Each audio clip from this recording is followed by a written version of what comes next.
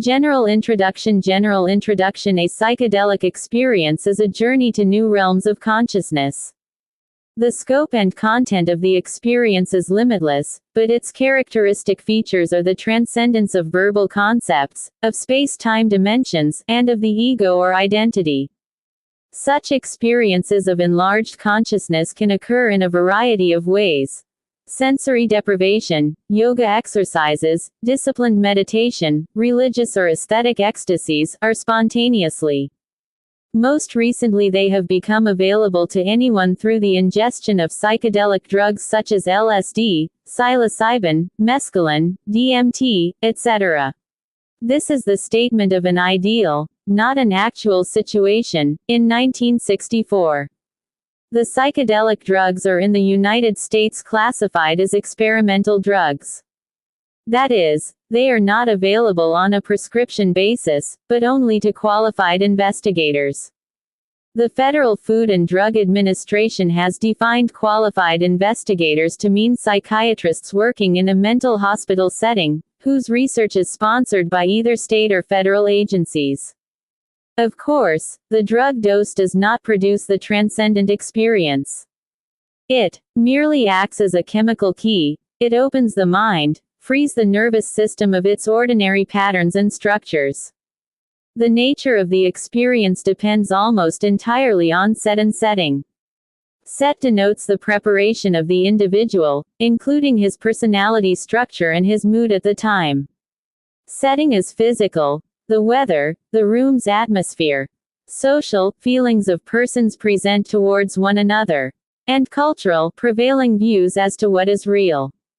It is for this reason that manuals or guidebooks are necessary. Their purpose is to enable a person to understand the new realities of the expanded consciousness, to serve as roadmaps for new interior territories which modern science has made accessible. Different explorers draw different maps. Other manuals are to be written based on different models: scientific, aesthetic, therapeutic. The Tibetan model, on which this manual is based, is designed to teach the person to direct and control awareness in such a way as to reach that level of understanding variously called liberation, illumination, or enlightenment. If the manual is read several times before a session is attempted, and if a trusted person is there to remind and refresh the memory of the voyager during the experience, the conscious dead was called in its own language the Bardo Thadal, which means liberation by hearing on the after-death plane. The book stresses over and over that the free consciousness has only to hear and remember the teachings in order to be liberated. The Tibetan Book of the Dead is ostensibly a book describing the experiences to be expected at the moment of death, during an intermediate phase lasting 49 7 times 7 days, and during rebirth into another bodily frame. This, however, is merely the exoteric framework which the Tibetan Buddhists used to cloak their mystical teachings. The language and symbolism of death rituals of Bonism, the traditional pre-Buddhist Tibetan religion, were skillfully blended with Buddhist conceptions. The esoteric meaning, as it has been interpreted in this manual, is that it is death and rebirth that is described, not of the body. Lama Govinda indicates this clearly in his introduction when he, General Introduction, writes, "It is a book for the living as well as the dying." The book's esoteric meaning is often concealed beneath many layers of symbolism. It was not intended for general reading. It was designed to be understood only by one who was to be initiated personally by a guru into the Buddhist mystical doctrines, into the pre-mortem death-rebirth experience. These doctrines have been kept a closely guarded secret for many centuries, for fear that naive or careless application would do harm. In translating such an esoteric text, therefore, there are two steps. 1. The rendering of the original text into English. And 2. The practical interpretation of the text for its uses. In publishing this practical interpretation for use in the psychedelic drug session, we are in a sense breaking with the tradition of secrecy and thus contravening the teachings of the Lama Gurus. However, this step is justified on the grounds that the manual will not be understood by anyone who has not had a consciousness-expanding experience, and that there are signs that the lamas themselves, after their recent diaspora, wish to make their teachings available to a wider public.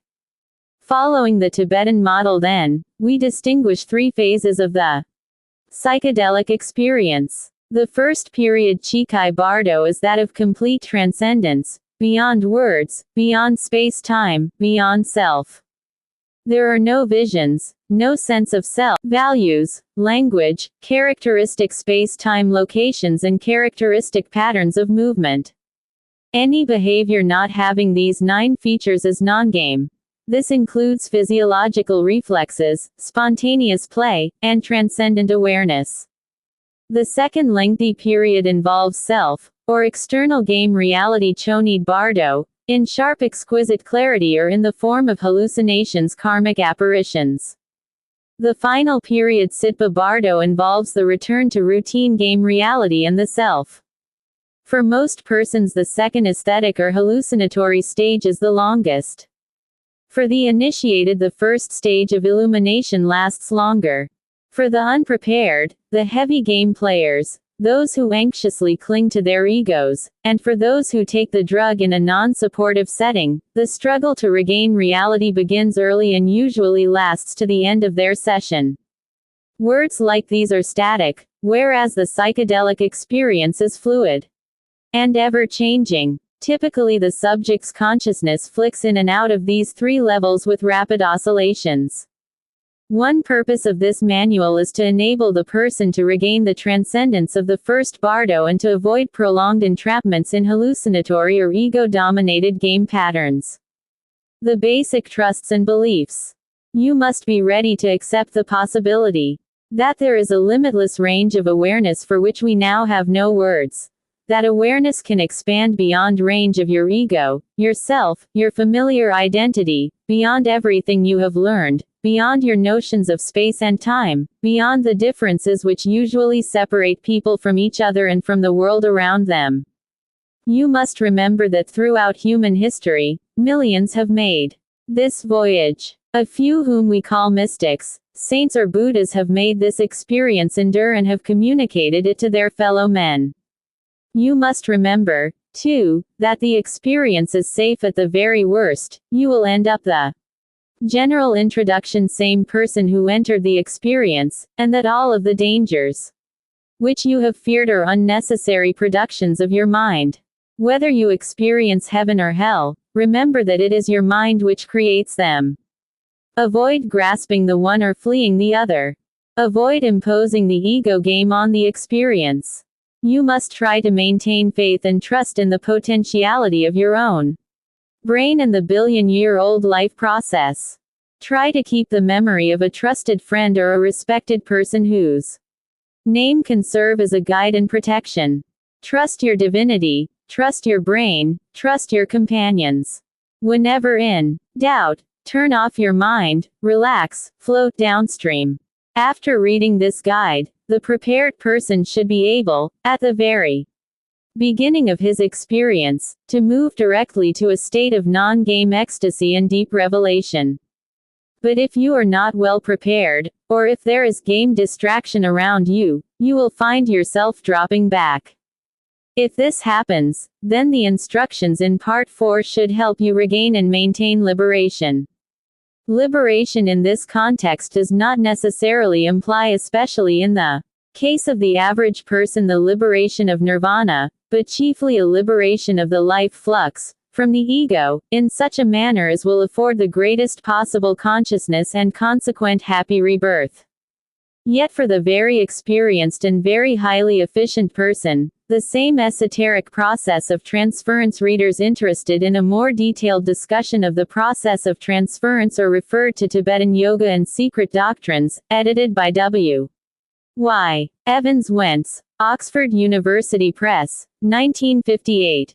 Can be, according to the Lama Gurus, so employed as to prevent any break in the flow of the stream of consciousness, from the moment of the ego loss to the moment of a conscious rebirth 8 hours later.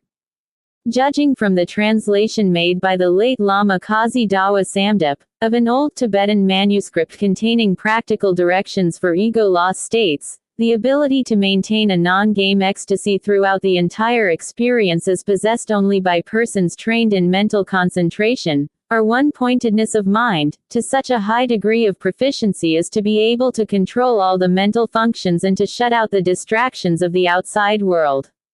Evans Wentz, page 86, note 2. This manual is divided into 4 parts. The first part is introductory. The second is a step-by-step description of a psychedelic experience based directly on the Tibetan Book of the Dead. The third part contains practical suggestions on how to prepare for and conduct a psychedelic session.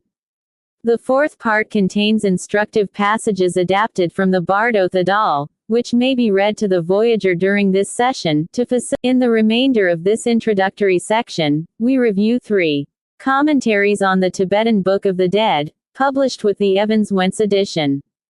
These are the introduction by Evans Wentz himself, the distinguished translator-editor of 4 treatises on Tibetan mysticism, the commentary by Carl Jung, the Swiss psychoanalyst, and by Lama Govinda, and initiate of one of the principal Buddhist orders of Tibet.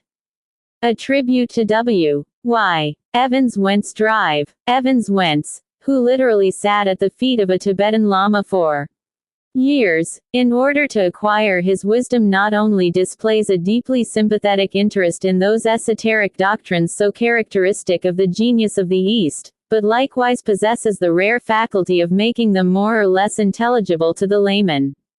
Quoted from a book review in Anthropology on the back of the Oxford University Press edition of the Tibetan Book of the Dead.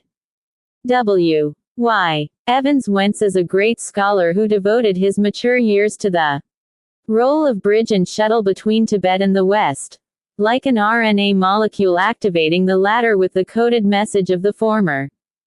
No greater tribute could be paid to the work of this academic liberator than to base our psychedelic manual upon his insights and to quote directly his comments on the message of this book. The message is, that the art of dying is quite as important as the art of living or of coming into birth, of which it is the complement and summation. That the future of being is dependent, perhaps entirely, upon a rightly controlled death, as the second part of this volume, setting forth the art of reincarnating, emphasizes. The art of dying, as indicated by the death rite associated with initiation into the mysteries of antiquity, and referred to by Apuleius, the Platonic philosopher, himself an initiate, and by many other illustrious initiates, and as the Egyptian Book of the Dead suggests, appears to have been far better known to the ancient peoples inhabiting the Mediterranean countries than it is now by their descendants in Europe and the Americas. To those who had passed through the secret experiencing of pre-mortem death, right dying is initiation, conferring, as does the initiatory death rite, the power to control consciously the process of death and thereby preserving them from extinction, saw the vital importance of these doctrines and made them accessible to many. The secret is no longer hidden. The art of dying is quite as important as the art of living. A tribute to Carl G. Jung. General Introduction. Psychology is the systematic attempt to describe and explain man's behavior, both conscious and non-conscious. The scope of study is broad, covering the infinite variety of human activity and experience, and it is long, tracing back through the history of the individual, through the history of his ancestors, back through the evolutionary vicissitudes and triumphs which have determined the current status of the species. Most difficult of all, the scope of psychology is complex, dealing as it does with processes which are ever-changing. Little wonder that psychologists, in the face of such complexity, escape into specialization and parochial narrowness. A psychology is based on the available data and the psychologist's ability and willingness to utilize them. The behaviorism and experimentalism of 20th century Western psychology is so narrow as to be mostly trivial. Consciousness is eliminated from the field of inquiry. Social application and social meaning are largely neglected. A curious ritualism is enacted by a priesthood rapidly growing in power and numbers. Eastern psychology, by contrast, offers us a long history of detailed observation and systematization of the range of human consciousness, along with an enormous literature of practical methods for controlling and changing consciousness. Western intellectuals tend to dismiss Oriental psychology. The theories of consciousness are seen as occult and mystical. The methods of investigating consciousness change, such as meditation, yoga, monastic retreat, and sensory deprivation, and are seen as alien to scientific investigation. And most damning of all in the eyes of the European scholar, is the alleged disregard of Eastern psychologies for the practical, behavioral and social aspects of life. Such criticism betrays limited concepts and the inability to deal with the available historical data on a meaningful level.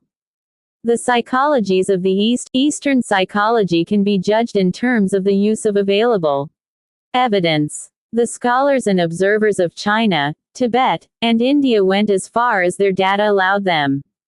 They lack the findings of modern science, and so their metaphors seem vague and poetic. Yet this does not negate their value.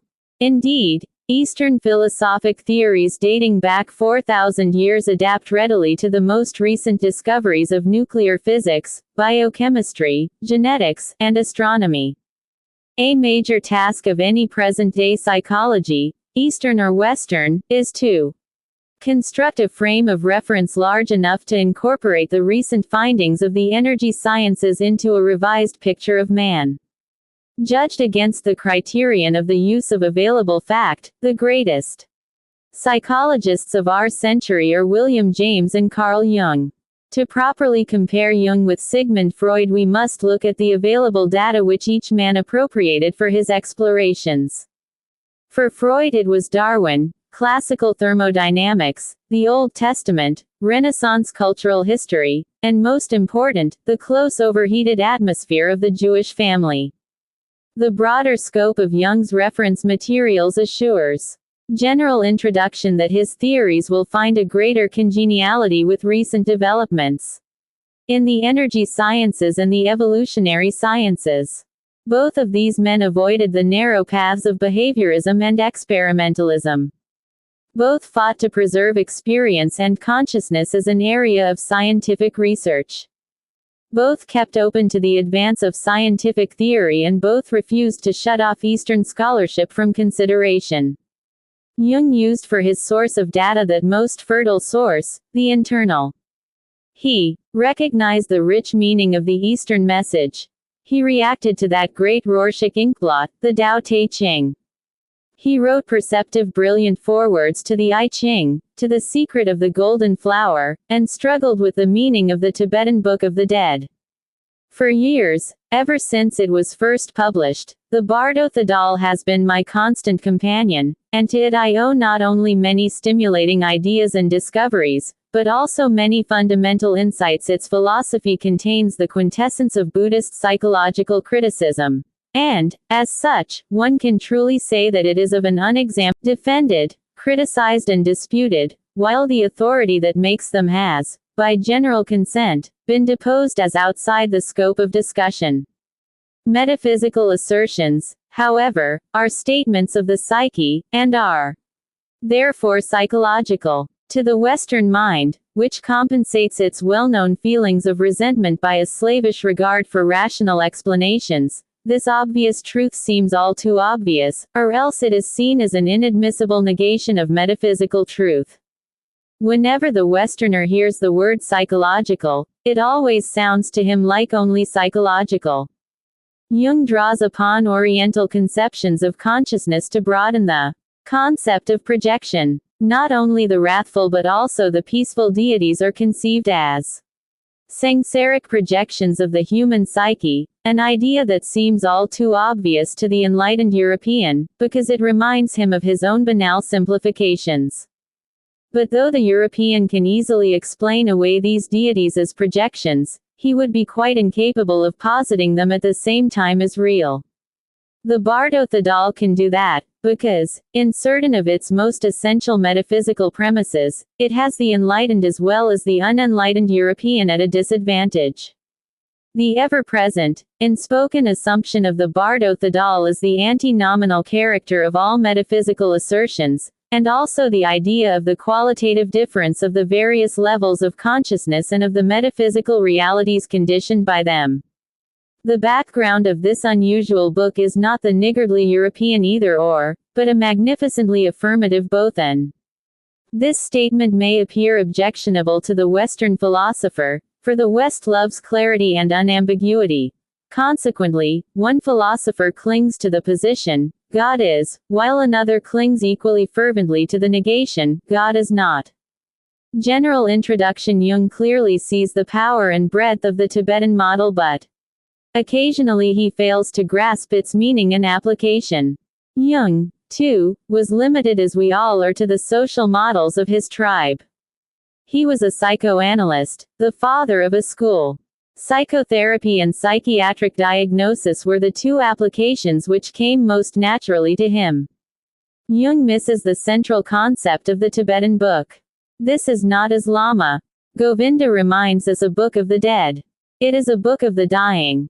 Which is to say a book of the living. It is a book of life and how to live. The concept of actual physical death was an exoteric facade adopted to fit the prejudices of the Buddhist tradition in Tibet.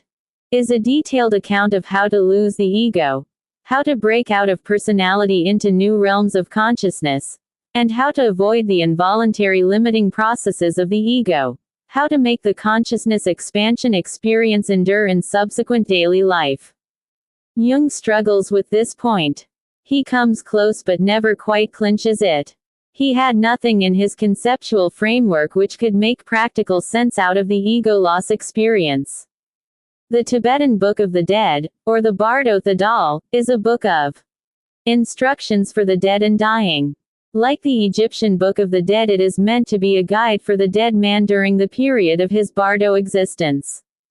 In this quote, Jung settles for the exoteric and misses the esoteric. In a later quote he seems to come closer.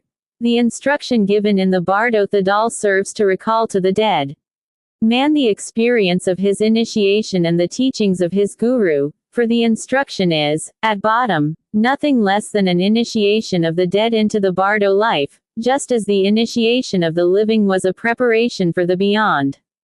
Such was the case, at least, with all the mystery cults in ancient civilizations from the time of the Egyptian and Eleusinian mysteries. In the initiation of the living, however, this beyond is not a world beyond death, but a reversal of the mind's intentions and outlook, a psychological beyond, or, in Christian terms, a redemption from the trammels of the world and of sin. Redemption is a separation and deliverance from an earlier condition of darkness and unconsciousness, and leads to a condition of illumination and releasedness, to victory and transcendence over everything given. Thus far the Bardo Thedal is, as Dr. Evans Wentz also feels, an initiation process whose purpose it is to restore to the soul the divinity it lost at birth.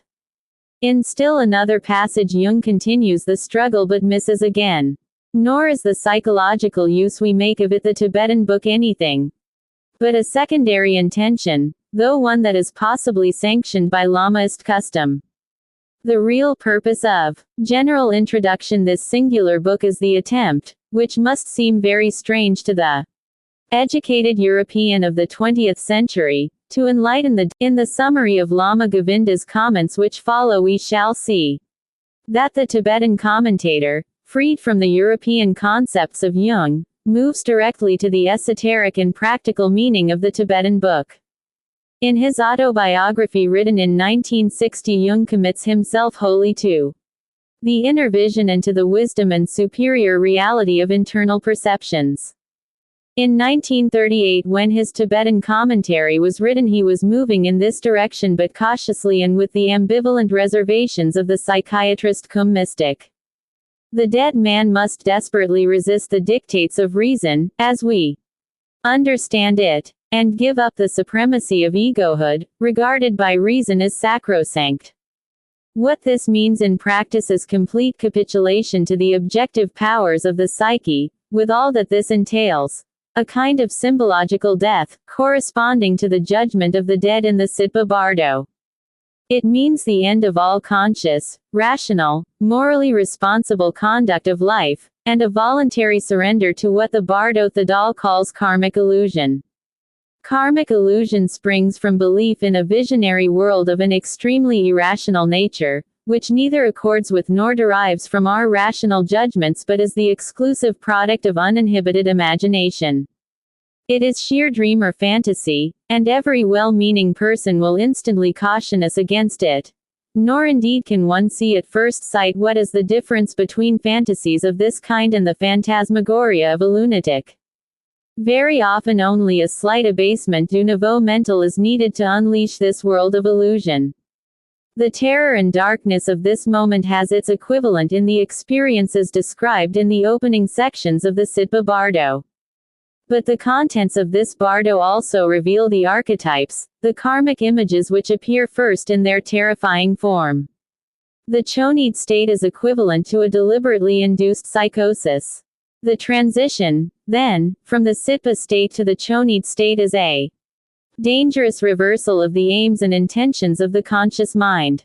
It is a sacrifice of the ego's stability and a surrender to the extreme uncertainty of what must seem like a chaotic riot of phantasmal forms. When Freud coined the phrase that the ego was the true seat of anxiety, he was giving voice to a very true and profound intuition. Fear of self-sacrifice lurks deep in every ego, and this fear is often only the precariously controlled demand of the unconscious forces to burst out in full strength. Human world of psychic dominance from which the ego originally emancipated itself with enormous effort, and then only partially, for the sake of a more or less illusory freedom. This liberation is certainly a very necessary and very heroic undertaking, but it represents nothing final. It is merely the general introduction creation of a subject, who, in order to find fulfillment, has still to be confronted by an object. This, at first sight, would appear to be the world, which is swelled out with projections for that very purpose. Here we seek and find our difficulties, here we seek and find our enemy, here we seek and find what is dear and precious to us. And it is comforting to know that all evil and all good is to be found out there, in the visible object, where it can be conquered, punished, destroyed or enjoyed.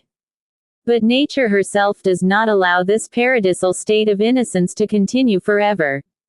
There are, and always have been, those who cannot help but see that the world and its experiences are in the nature of a symbol, and that it really reflects something that lies hidden in the subject himself, in his own transsubjective reality. It is from this profound intuition, according to Lamaist doctrine, that the chonid state derives its true meaning, which is why the chonid bardo is entitled the bardo of the experiencing of reality. The reality experienced in the chonid state is, as the last section of the corresponding bardo teaches, the reality of thought. The thought forms appear as realities, fantasy takes on real form, and the terrifying dream evoked by karma and played out by the unconscious dominance begins. Jung would not have been surprised by professional and institutional antagonism to psychedelics. He closes his Tibetan commentary with a poignant political aside. The Bardo Thadal began by being a closed book, and so it has remained, no matter what kind of commentaries may be written upon it. For it is a book that will only open itself to spiritual understanding, and this is a capacity which no man is born with, but which he can only acquire through special training and special experience. It is good that such to all intents and purposes useless books exist. They are meant for those queer folk who no longer set much store by the uses, aims, and meaning of present-day civilization. To provide special training for the special experience provided by psychedelic materials is the purpose of this version of the Tibetan Book of the Dead. A tribute to Lama Anagarika Govinda. In the preceding section, the point was made that Eastern philosophy and psychology, poetic, indeterministic, experiential, inward-looking, vaguely evolutionary, open-ended, is more easily adapted to the findings of modern science than the syllogistic, certain, experimental, externalizing logic of Western psychology. The latter imitates the irrelevant rituals of the energy sciences but ignores the data of physics and genetics, the meanings and implications. Even Carl Jung, the most penetrating of the Western psychologists, failed to understand the basic philosophy of the Bardo Thadal. General introduction. Quite in contrast are the comments on the Tibetan manual by Lama Anagarika Govinda. His opening statement at first glance would cause a Judeo-Christian psychologist to snort in impatience. But a close look at these phrases reveals that they are the poetic statement of the genetic situation as currently described by biochemists and DNA researchers. It may be argued that nobody can talk about death with authority who has not died. And since nobody, apparently, has ever returned from death, how can anybody know what death is, or what happens after it? The Tibetan will answer, there is not one person, indeed, not one living being, that has not returned from death. In fact, we all have died many deaths, before we came into this incarnation. And what we call birth is merely the reverse side of death, like one of the two sides of a coin, or like a door which we call entrance from outside and exit from inside a room. The Lama then goes on to make a second poetic comment about the potentialities of the nervous system, the complexity of the human cortical computer. It is much more astonishing that not everybody remembers his or her previous death. And, because of this lack of remembering, most persons do not believe there was a previous death. But, likewise, they do not remember their recent birth, and yet they do not doubt that they were recently born. They forget that active memory is only a small part of our normal consciousness, and that our subconscious memory registers and preserves every past impression and experience which our waking mind fails to recall. The Lama then proceeds to slice directly to the esoteric meaning of the Bardo Thadal, that core meaning which Jung and indeed most European Orientalists have failed to grasp. For this reason, the Bardo Thadal, the Tibetan book vouchsafing liberation from the intermediate state between life and rebirth, which state men call death, has been couched in symbolical language. It is a book which is sealed with the 7 seals of silence, not because its knowledge would be misunderstood, and, therefore, would tend to mislead and harm those who are unfitted to receive it. But the time has come to break the seals of silence. For the human race has come to the juncture where it must decide whether to be content with the subjugation of the material world, or to strive after the conquest of the spiritual world, by subjugating selfish desires and transcending self-imposed limitations. The Lama next describes the effects of consciousness expansion techniques. He is talking here about the method he knows the yogic, but his words are equally applicable to psychedelic experience. General introduction. There are those who, in virtue of concentration and other yogic practices, are able to bring the subconscious into the realm of discriminative consciousness and, thereby, to draw upon the unrestricted treasury of subconscious memory, wherein are stored the records not only of our past lives but the records of the past of our race, the past of humanity, and of all pre-human forms of life, if not of the very consciousness that makes life possible in this universe. If, through some trick of nature, the gates of an individual's subconsciousness were suddenly to spring open, the unprepared mind would be overwhelmed and crushed. Therefore, the gates of the subconscious are guarded, by all initiates, and hidden behind the veil of mysteries and symbols. In a later section of his foreword, the Lama presents a more detailed elaboration of the inner meaning the Thadal. If the Bardo Thadal were to be regarded as being based merely upon folklore, or as consisting of religious speculation about death and a hypothetical after-death state, it would be of interest only to anthropologists and students, although the Bardo Thadal is at present time widely used in Tibet as a breviary, and read or recited on the occasion of death, for which reason it has been aptly called the Tibetan Book of the Dead.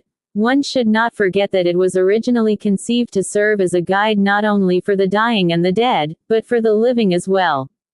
And herein lies the justification for having made the Tibetan Book of the Dead accessible to a wider public.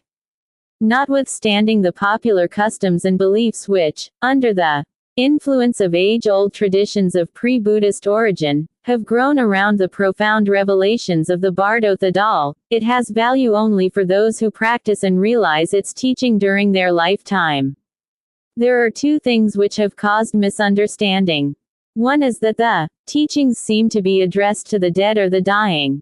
The other that the title contains the expression liberation through hearing in Tibetan, Thasgral. As a result, there has arisen the belief that it is sufficient to read or recite the Bardo Thadal in the presence of a dying person, or even of a person who has just died, in order to effect his or her liberation. Such misunderstanding could only have arisen among those who do not know that it is one of the oldest and most universal practices for the initiate to go through the experience of death before he can be spiritually reborn. Symbolically, he must die to his past, and to his old ego, before he can take his place in the new spiritual life into which he has been. General introduction initiated. The dead or the dying person is addressed in the Bardo Thadal mainly for three reasons. 1. The earnest practitioner of these teachings should regard every moment of his or her life as if it were the last. 2. When a follower of these teachings is actually dying, he or she should be reminded of the experiences at the time of initiation, or of the words or mantra of the guru, especially if the dying one's mind lacks alertness during the critical moments. And 3. One who is still incarnate should try to surround the person dying, or just dead, with loving and helpful thoughts during the first stages of the new, or after-death, state of existence, without allowing emotional attachment to interfere or to give rise to a state of morbid mental depression. Accordingly, one function of the Bardo Thadal appears to be more to help those who have been left. This proves that we have to do here with life itself and not merely with a Mass for the dead, to which the Bardo Thadal was reduced in later times. Under the guise of a science of death, the Bardo Thadal reveals the secret of life. And therein lies its spiritual value and its universal appeal. Here then is the key to a mystery which has been passed down for over 2,500 years, the consciousness expansion experience, the pre-mortem death and rebirth rite. The Vedic sages knew the secret. The Eleusinian initiates knew it. The Tantrics knew it. In all their esoteric writings they whisper the message. It is possible to cut beyond ego consciousness, to tune in on neurological processes which flash by at the speed of light, and to become aware of the enormous treasury of ancient racial knowledge welded into the nucleus of every cell in your body. Modern psychedelic chemicals provide a key to this forgotten realm of awareness. But just as this manual without the psychedelic awareness is nothing but an exercise in academic Tibetology, so, too, the potent chemical key is of little value without the guidance and the teachings. Westerners do not accept the existence of conscious processes for which they have no operational term. The attitude which is prevalent is, if you can't label it, and if it is beyond current notions of space-time and personality, then it is not open for investigation. Thus we see the ego loss experience confused with schizophrenia. Thus we see present-day psychiatrists solemnly pronouncing the psychedelic keys as psychosis-producing and dangerous. The new visionary chemicals and the pre-mortem death rebirth experience may be pushed. General introduction once again into the shadows of history. Looking back, we remember that every Middle Eastern and European administrator with the exception of certain periods in Greece and Persia has, during the last 3,000 years, rushed to pass laws against any emerging transcendental process, the pre-mortem death rebirth session, its adepts, and any new method of consciousness expansion. The present moment in human history, as Lama Govinda points out, is critical. Now, for the first time, we possess the means of providing the enlightenment to any prepared volunteer. The enlightenment always comes, we remember, in the Tibetan Book of the Dead. The secret is released once again, in a new dialect, and we sit back quietly to observe whether man is ready to move ahead and to make use of the new tools provided by modern science. Next section. First Bardo. The period of ego loss or non-game ecstasy Chikai. Bardo. Part 1. The primary clear light seen at the moment of ego loss. All individuals who have received the practical teachings of this manual will, if the text be remembered, be set face to face with the ecstatic radiance and will win illumination instantaneously, without entering upon hallucinatory struggles and without further suffering on the age-long pathway of normal evolution which traverses the various worlds of game existence. This doctrine underlies the whole of the Tibetan model. Faith is the first step on the secret pathway. Then comes illumination and with it certainty. And when the goal is won, emancipation. Success implies very unusual preparation in consciousness expansion, as well as much calm, compassionate game-playing good karma on the part of the participant. If the participant can be made to see and to grasp the idea of the empty mind as soon as the guide reveals it, that is to say, if he has the power to die consciously, and, at the supreme moment of quitting the ego, can recognize the ecstasy which will dawn upon him then, and become one with it, all game bonds of illusion are broken asunder immediately. The dreamer is awakened into reality simultaneously with the mighty achievement of recognition. It is best if the guru, spiritual teacher, from whom the participant received guiding instructions, is present, but if the guru cannot be present, then another experienced person, or if the latter is also unavailable, then a person whom the participant trusts should be available to read this manual without imposing any of his own games.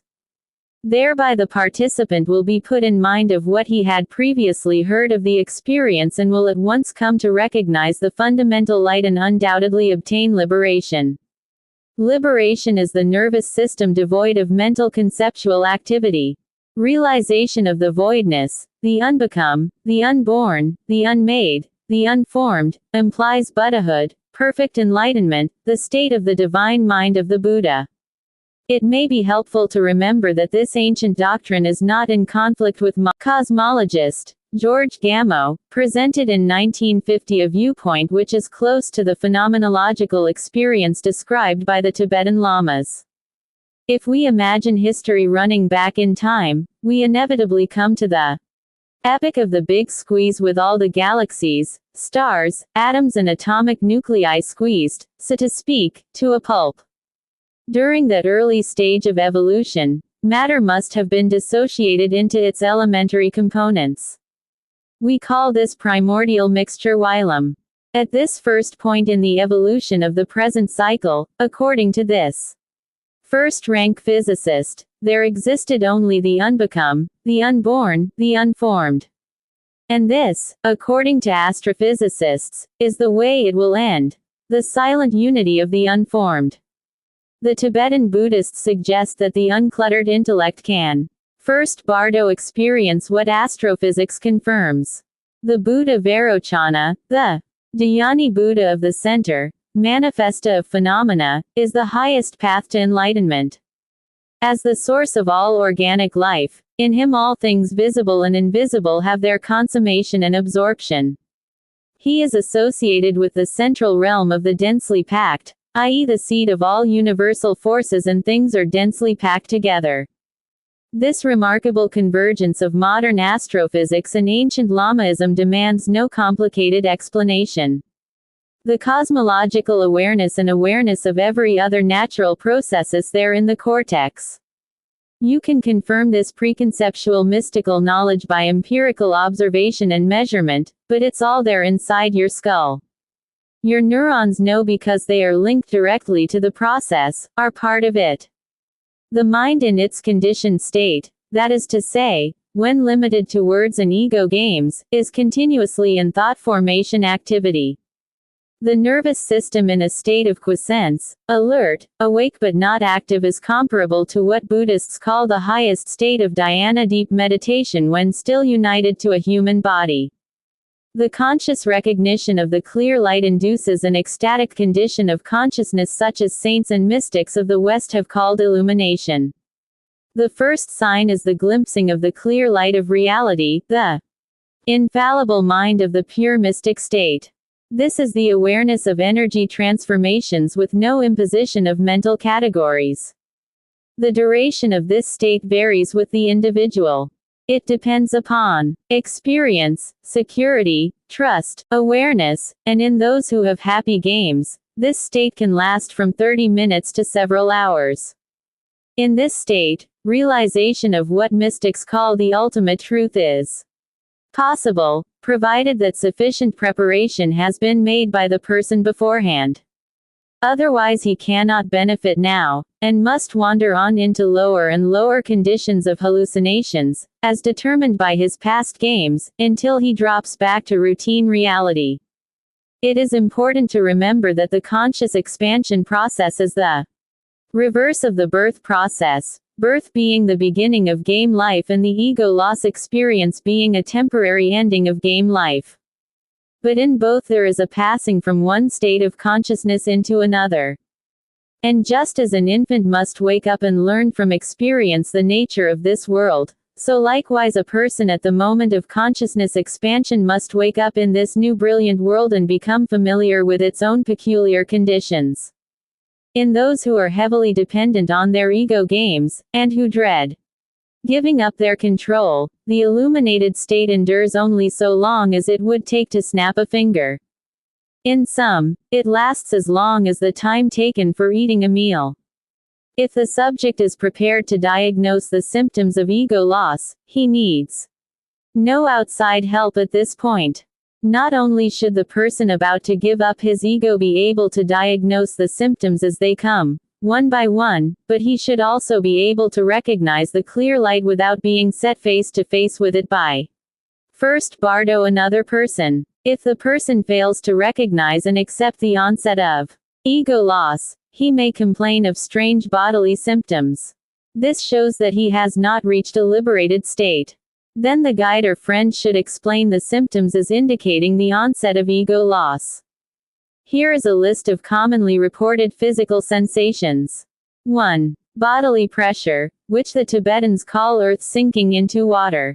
2. Clammy coldness, followed by feverish heat, which the Tibetans call water sinking into fire. 3. Body disintegrating or blown to atoms, called fire sinking into air. 4. Pressure on head and ears, which Americans call rocket launch. 6. Feelings of body melting or flowing as if wax. 7. Nausea. 8. Trembling or shaking, beginning in pelvic regions and spreading up torso. These physical reactions should be recognized as signs heralding transcendence. Avoid treating them as symptoms of illness, accept them, merge with them, enjoy them. Mild nausea occurs often with the ingestion of morning glory seeds or peyote, rarely with mescaline and infrequently with LSD or psilocybin. If the subject experiences stomach messages, they should be hailed as a sign that consciousness is moving around in the body. The symptoms are mental. The mind controls the sensation, and the subject should merge with the sensation, experience it fully, enjoy it and, having enjoyed it, let consciousness flow on to the next phase. It is usually more natural to let consciousness stay in the body. The subject's attention can move from the stomach and concentrate on breathing, heartbeat. If this does not free him from nausea, the guide should move the consciousness to external events, music, walking in the garden, etc. The appearance of physical symptoms of ego loss, recognized and understood, should result in peaceful attainment of illumination. If ecstatic acceptance does not occur or when the period of peaceful silence seems to be ending, the relevant sections of the instructions can be spoken in a low tone of voice in the ear. It is often useful to repeat them distinctly, clearly impressing them upon the person so as to prevent his mind from wandering. Another method of guiding the experience with a minimum of activity is to have the instructions previously recorded in the subject's own voice and to flip the tape on at the appropriate moment. The reading will recall to the mind of the voyager the former preparation. It will cause the naked consciousness to be recognized as the clear light of the beginning. It will remind the subject of his unity with this state of perfect enlightenment and help him to maintain it. If, when undergoing ego loss, one is familiar with this state, by virtue of previous experience and preparation, the wheel of rebirth, i.e., all game playing, is stopped, and liberation instantaneously is achieved. But such spiritual efficiency is so very rare, that the normal mental condition of the person is unequal to the supreme feat of holding on to the state in which the clear light shines. And there follows a progressive descent into lower and lower states of the bardo existence, and then rebirth. The simile of, first bardo, a needle balanced and set rolling on a thread, is used by the lamas to elucidate this condition. So long as the needle retains its balance, it remains on the thread. Eventually, however, the law of gravitation, the pull of the ego or external stimulation, affects it, and it falls. In the realm of the clear light, similarly, the mentality of a person in the ego-transcendent state momentarily enjoys a condition of balance, of perfect equilibrium, and of oneness. Unfamiliar with such a state, which is an ex-state state of non-ego, the consciousness of the average human being lacks the power to function in it. Karmic, i.e., game propensities, becloud the consciousness principle with thoughts of personality, of individualized being, of dualism. Thus, losing equilibrium, consciousness falls away from the clear light.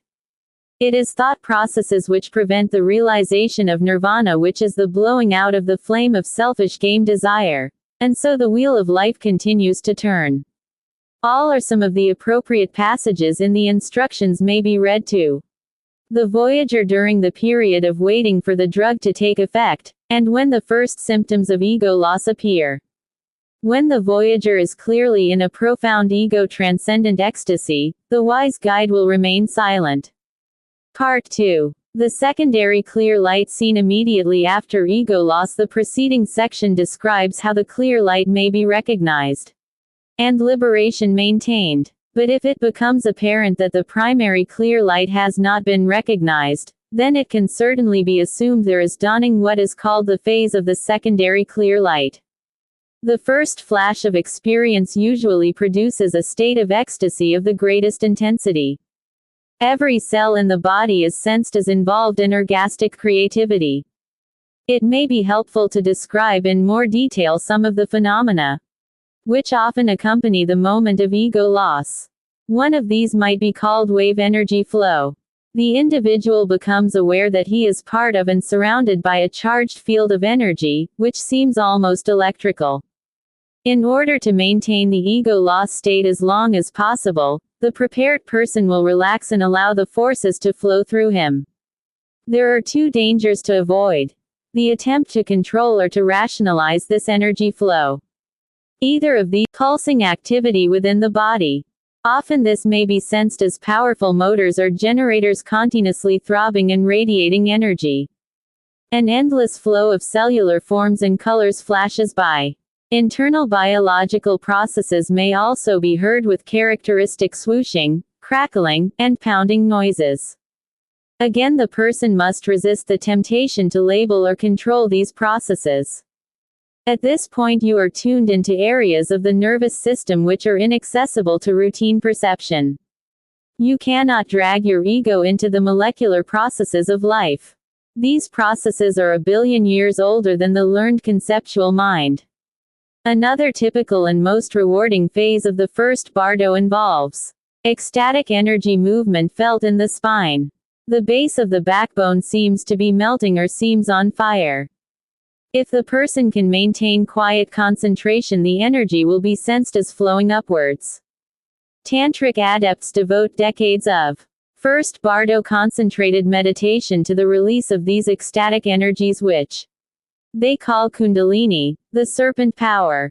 One allows the energies to travel upwards through several ganglionic centers, chakras, to the brain, where they are sensed as a burning sensation in the top of the cranium. These sensations are not unpleasant to the prepared person, but, on the contrary, are accompanied by the most intense feelings of joy and illumination. Ill-prepared subjects may interpret the experience in pathological terms and attempt to control it, usually with unpleasant results.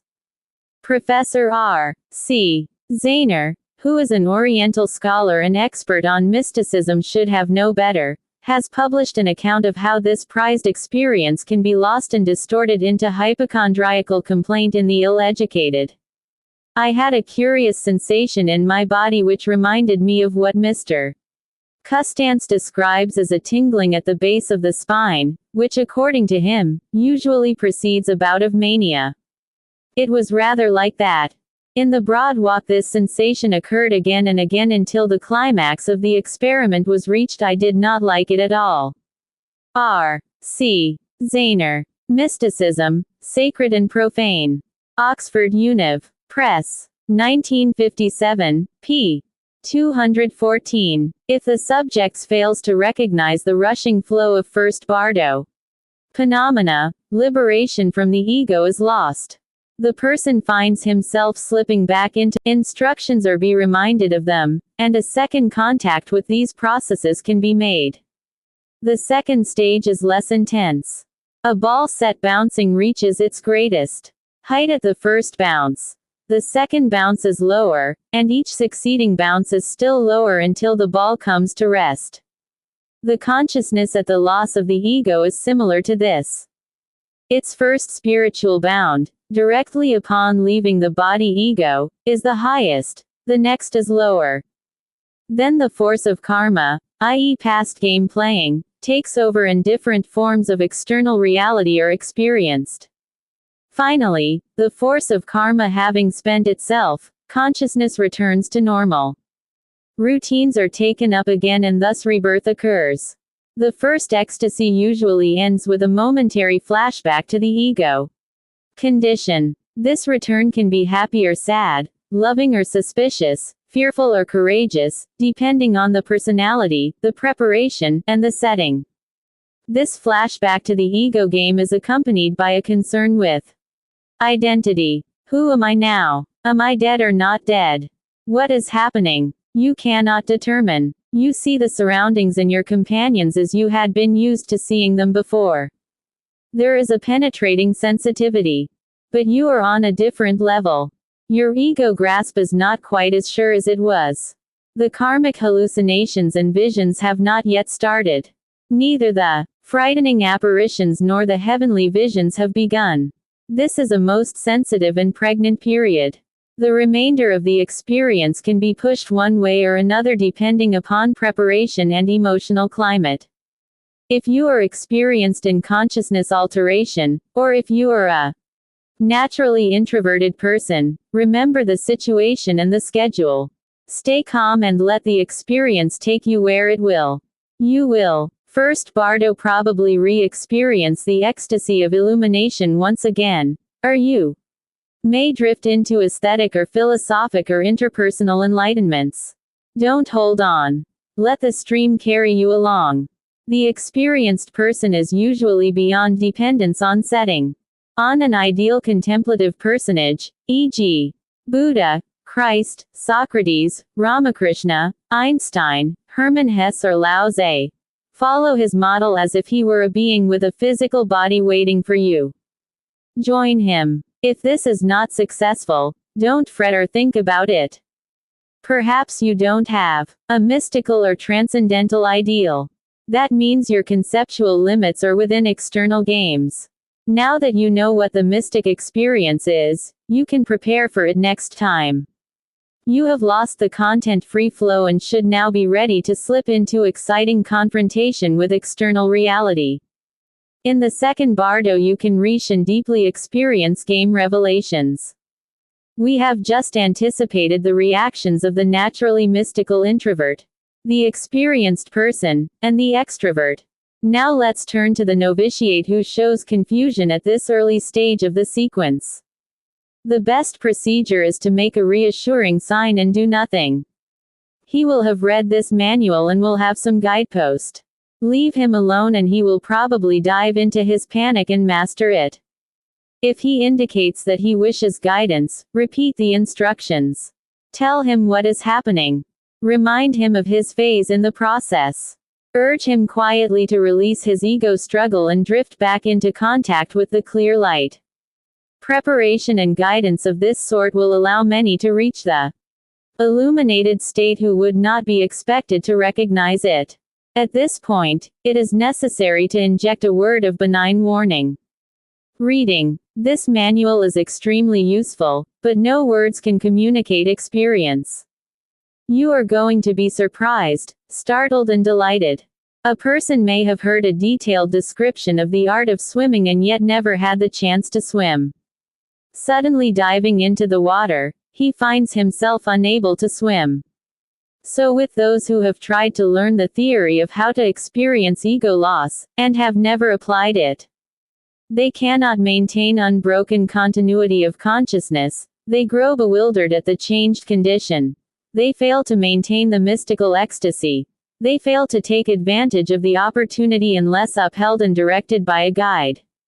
Even with all that a guide can do, they ordinarily, because of bad karma heavy ego games fail to recognize the liberation. But this is no cause for worry. At the worst, they just slip back to shore. No one has drowned, and most of those who have taken the voyage have been eager to try again. Even external reality. If this happens, recall the instructions. The person who masters this principle can block out the external.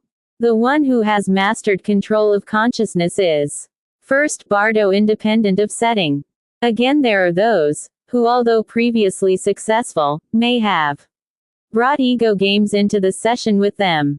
They may want to provide someone else with a particular type of experience. They may be promoting some self-goal. They may be nurturing negative or competitive or seductive feelings towards someone in the session. If this happens, recall the instructions. Remember the unity of all beings. One to me is shame and fame. One to me is loss or gain. Jettison your ego program and float back to the radiant bliss of at-oneness. If you reach the clear light immediately and maintain it, that is best. But, if not, if you have slipped down to reality concerns, by remembering these instructions you should be able to regain what the Tibetans call the secondary clear light. While on this secondary level, an interesting dialogue occurs between pure transcendence and the awareness that this ecstatic vision is happening to oneself. The first radiance knows no self, no concepts. The secondary experience involves a certain state of conceptual lucidity. The knowing self hovers within that transcendent terrain from which it is usually barred. If the instructions are remembered, external reality will not intrude. But the flashing in and out between pure ego-less unity and lucid, non-game selfhood produces an intellectual ecstasy and understanding that defies description. Previous philosophic reading will suddenly take on living meaning. Thus in this secondary stage of the first bardo, there is possible both the mystic non-self and the mystic self-experience. After you have experienced these two states, you may wish to pursue this distinction intellectually. We are confronted here with one of the oldest debates in Eastern philosophy. Is it better to be part of the sugar or to taste the sugar? Theological controversies and their dualities are far removed from experience. Thanks to the experimental mysticism made possible by consciousness-expanding drugs, you may have been lucky enough to have experienced. Here ends the first bardo, the period of ego loss or non-game ecstasy. Next section, second bardo. The period of hallucinations. Chonid bardo. Introduction. If the primary clear light is not recognized, there remains the possibility of maintaining the secondary clear light. If that is lost, then comes the Chonid bardo, the period of karmic illusions or intense hallucinatory mixtures of game reality. It is very important that the instructions be remembered. They can have great influence and effect. During this period, the flow of consciousness, microscopically clear and intense, is interrupted by fleeting attempts to rationalize and interpret. But the normal game-playing ego is not functioning effectively. There exist, therefore, unlimited possibilities for, on the one hand, delightful sensuous, intellectual and emotional novelties if one floats with the current, and, on the other hand, fearful ambuscades of confusion and terror if one tries to impose his will on the experience. The purpose of this part of the manual is to prepare the person for the choice points which arise during this stage. Strange sounds, weird sights and disturbed visions may occur. These can awe, frighten and terrify unless one is prepared. The experienced person will be able to maintain the recognition that all perceptions come from within and will be able to sit quietly, controlling his expanded awareness like a phantasmagoric multidimensional television set. The most acute and sensitive hallucinations, visual, auditory, touch, smell, physical and bodily. The most exquisite reactions, compassionate insight into the self, the world. The key is inaction. Passive integration with all that occurs around you. If you try to impose your will, use your mind, rationalize, seek explanations, you will get caught in hallucinatory whirlpools. The motto: peace, acceptance. It is all an ever-changing panorama.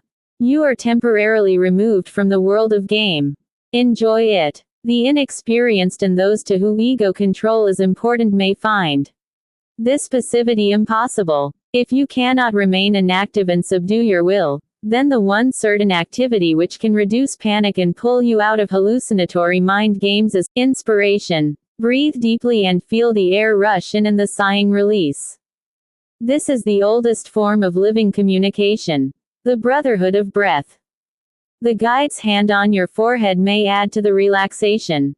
Contact with another participant may be misunderstood and provoke sexual hallucinations. For this reason, helping contact should be made explicit by prearrangement. Unprepared participants may impose sexual fears or fantasies on the contact. Turn them off. They are karmic illusory productions. Second bardo, the tender, gentle, supportive huddling together of participants is a natural development during the second phase. Do not try to rationalize this contact.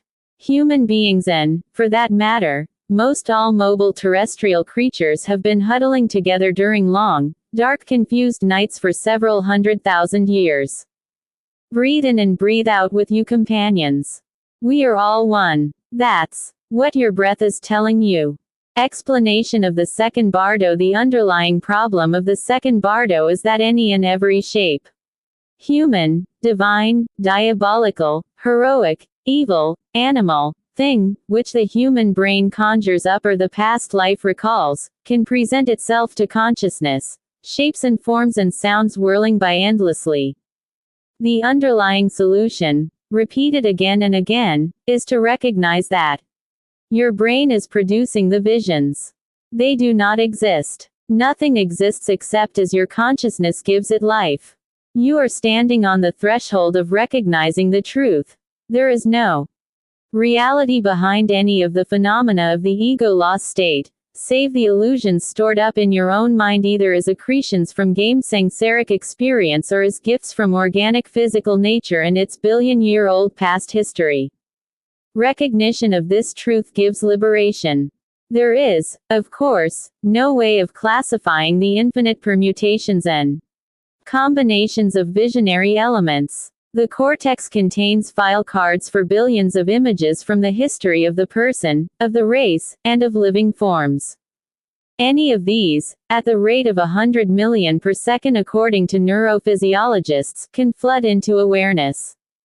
Bobbing around in this brilliant, symphonic sea of imagery is the remnant of the conceptual mind.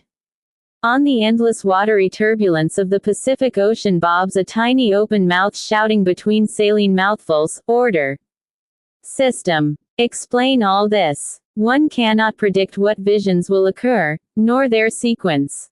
One can only urge the participants to shut the mouth, breathe through the nose, and turn off the fidgety, rationalizing mind.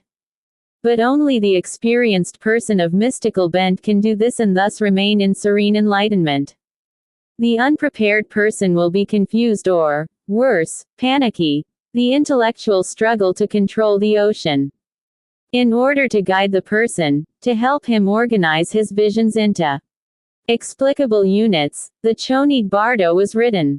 There are two sections. 1. 7 peaceful deities with their symmetrically opposed ego traps. 2. 8 wrathful deities who can be joyfully accepted as visionary productions, are fled from in terror. Each of the 7 peaceful deities' bisexual father-mother figures are accompanied by consorts, attendants, lesser deities, saints, angels, heroes. Each of the wrathful deities is similarly accompanied. Lights, symbolic objects, beautiful, horrid, threatening, seething, are likewise seen. Second Bardo. If read literally, the Tibetan Book of the Dead would have you expect the master of all visible shapes or his opposite, the fondness for stupidity on the first day, the immovable deity of happiness and his consort, attendants and opposite on the second, etc. The manual should, of course, not be used rigidly, exoterically, but should be taken in its esoteric, allegorical form. Read from this perspective, we see that the lamas have listed or named 1,000 images which can boil up in the ever-changing jeweled mosaic of the retina, that multi-layered swamp of billions of rods and cones, infiltrated, like a Persian rug or a Mayan carving, with countless multicolored capillaries. By preparatory reading of the manual and by its repetition during the experience, the novice is led via suggestion to recognize this fantastic retinal kaleidoscope. Most important, he is told that they come from within. All deities and demons, all heavens and hells are internal.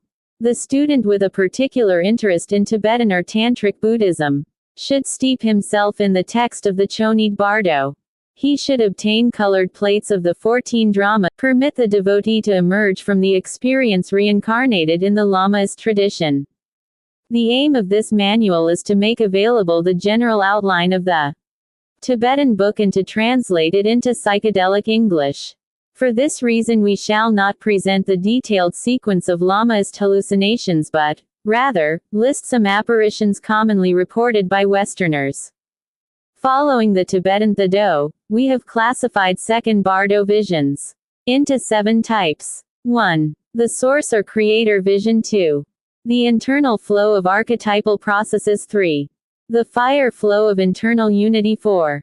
The wave vibration structure of external forms. 5. The vibratory waves of external unity. 6. The retinal circus. 7. The magic theater. We owe the phrase retinal circus to Henri Michaud's Miserable Miracle, and the term magic theater to Hermann Hesse Steppenwolf. Visions 2 and 3 involve closed eyes and no contact with external stimuli. In Vision 2 the internal imagery is primarily conceptual. The experience can range from revelation and insight to confusion and chaos, but the cognitive, intellectual meaning is paramount. In Vision 3 the internal imagery is primarily emotional. The experience can range from love and ecstatic unity to fear, distrust and isolation. Visions 4 and 5 involve open eyes and rapt attention to external stimuli, such as sounds, lights, touch, etc. In Vision 4 the external imagery is primarily conceptual and in Vision 5 emotional factors. Second Bardo predominate. The sevenfold table just defined bears some similarity to the Mandalic schema of the peaceful deities listed for the second Bardo in the Tibetan Book of the Dead. The peaceful visions. Vision 1. The source eyes closed, external stimuli ignored. The first peaceful deity listed by the Bardo Thadal is the Bhagavan Vairochana, who occupies the center of the mandala of the 5 Dhyani Buddhas.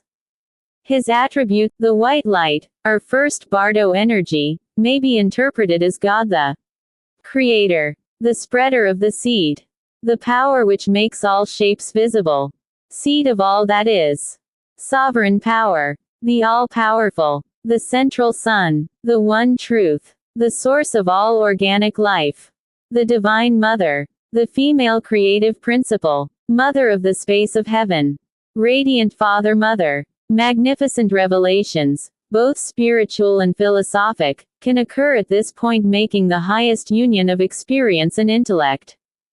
But, because of bad karma, usually religious beliefs of a monotheistic or punitive nature, the glorious light of the seed wisdom it can produce awe and terror. The person will wish to flee and will beget a fondness for the dull white light symbolizing stupidity.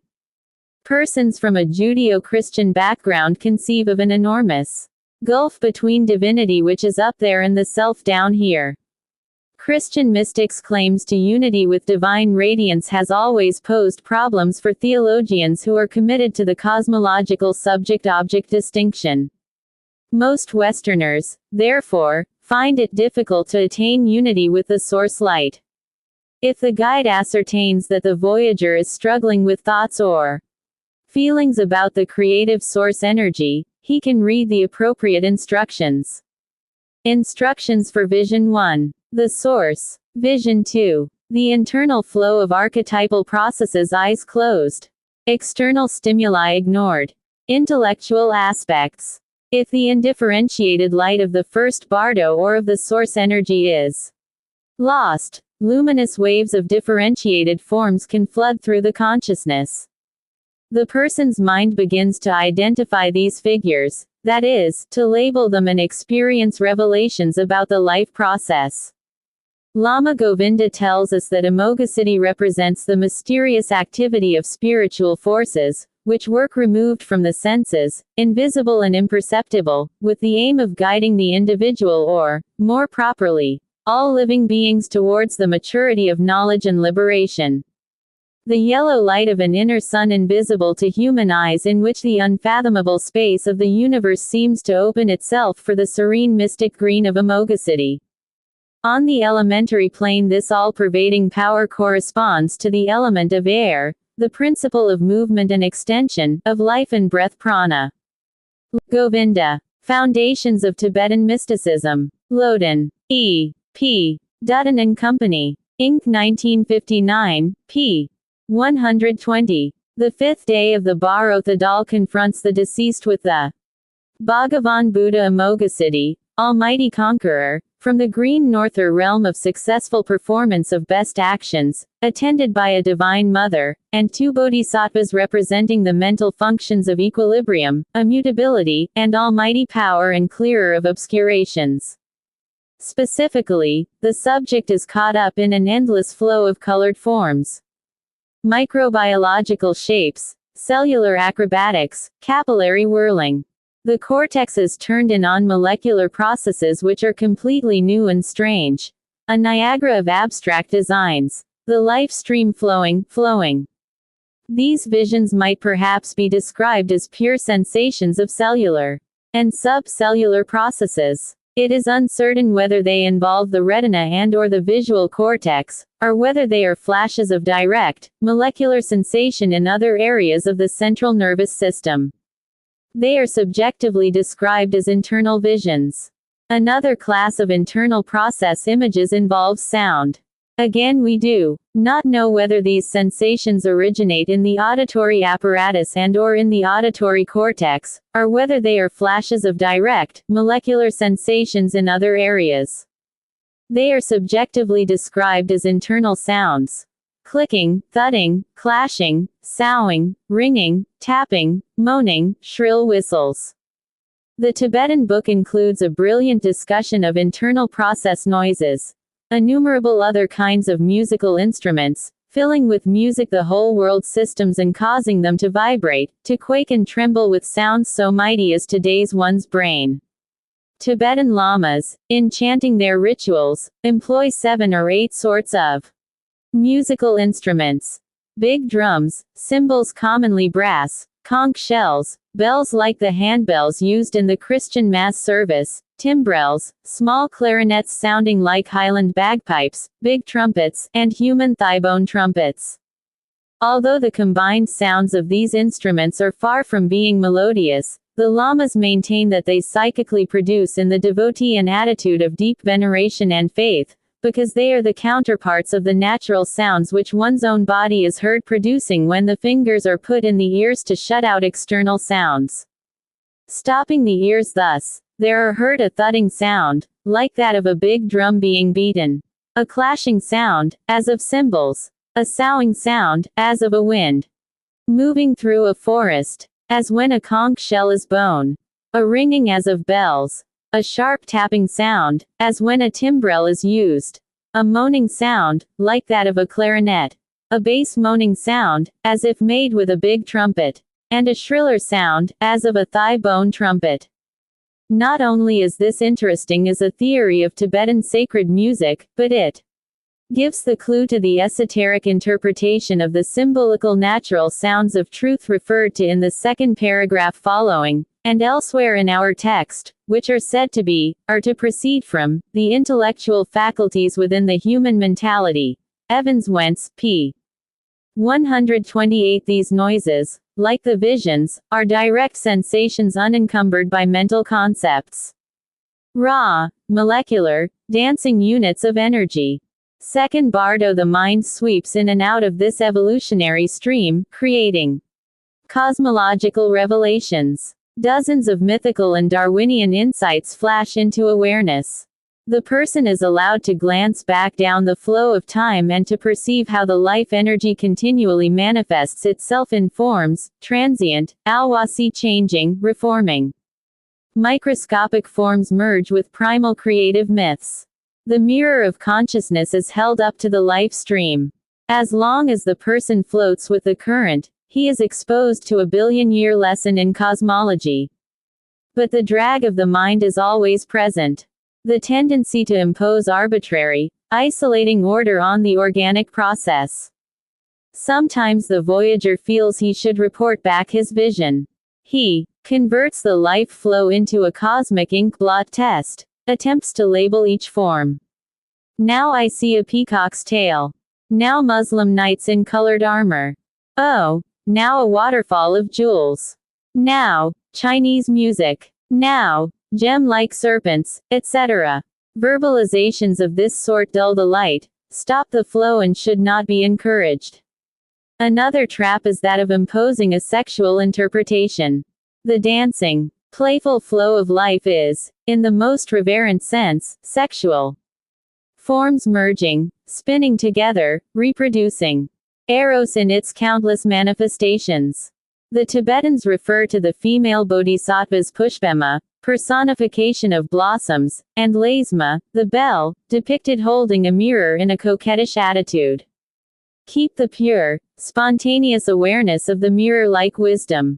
Laugh joyously at the tricks of the life process, forever decking out forms in seductive, enticing patterns to keep the dance going. If the voyager interprets the visions of Eros in terms of his personal sexual game, to slip down into the thrid bardo. Sexual plots dominate his awareness, the flow fades, the mirror tarnishes, and he is rudely reborn as a confused, thinking being. Still another impasse is the imposition of physical symptom games upon the biological flow. The new somatic sensations may be interpreted as symptoms. If it is new, it must be bad. Any organ of the body may be selected as the focus of the illness. People whose primary expectation when taking a psychedelic substance is medical, are particularly likely to fall into this trap. Medical doctors are, in fact, extremely prone and can imagine colorful diseases and fatal attacks. In the case of the most widely used psychedelics LSD, psilocybin, etc., it is safe to say that such bodily effects are virtually never the direct effect of the drug. The drug acts only on the brain and activates central neural patterns. All physical symptoms are created by the mind. Bodily sickness is a sign that the ego is fighting to maintain or regain its hold over an outpouring of feeling, over a dissolution of emotional boundaries. If the person complains of physical symptoms such as nausea or pain, the guide should read him the instructions for physical symptoms. The negative, wrathful counterpart to this vision occurs if the voyager reacts with fear to the powerful flow of life forms. Such a reaction is attributable to the cumulated result of game-playing karma. Second Bardo dominated by anger or stupidity. A nightmarish hell world may ensue. The visual forms appear like a confusing chaos of cheap, ugly dime store objects, brassy, vulgar and useless. The person may become terrified at the prospect of being engulfed by them. The awesome sounds may be heard as hideous, clashing, oppressive, grating noises. The person will attempt to escape from these perceptions into restless external activity, talking, moving around, etc., or into conceptual, analytic, mental activity. The experience is the same, the intellectual interpretation is different. Instead of revelation, there is confusion. Instead of calm joy, there is fear. The guide, recognizing the voyager to be in such a state, can help him get free, by reading the instructions for Vision 2. Vision 3. The fire flow of internal unity. Eyes closed, external stimuli, conflict about feeling inhibition, prove unable to hold the pure experience beyond all feelings, and slip into emotionally toned visions. The undifferentiated energy of the first bardo is woven into visionary games in the form of intense feelings. Exquisite, intense, pulsating sensations of unity and love will be felt. The negative counterpart is feelings of attachment, greed, isolation, and bodily concerns. It comes about this way.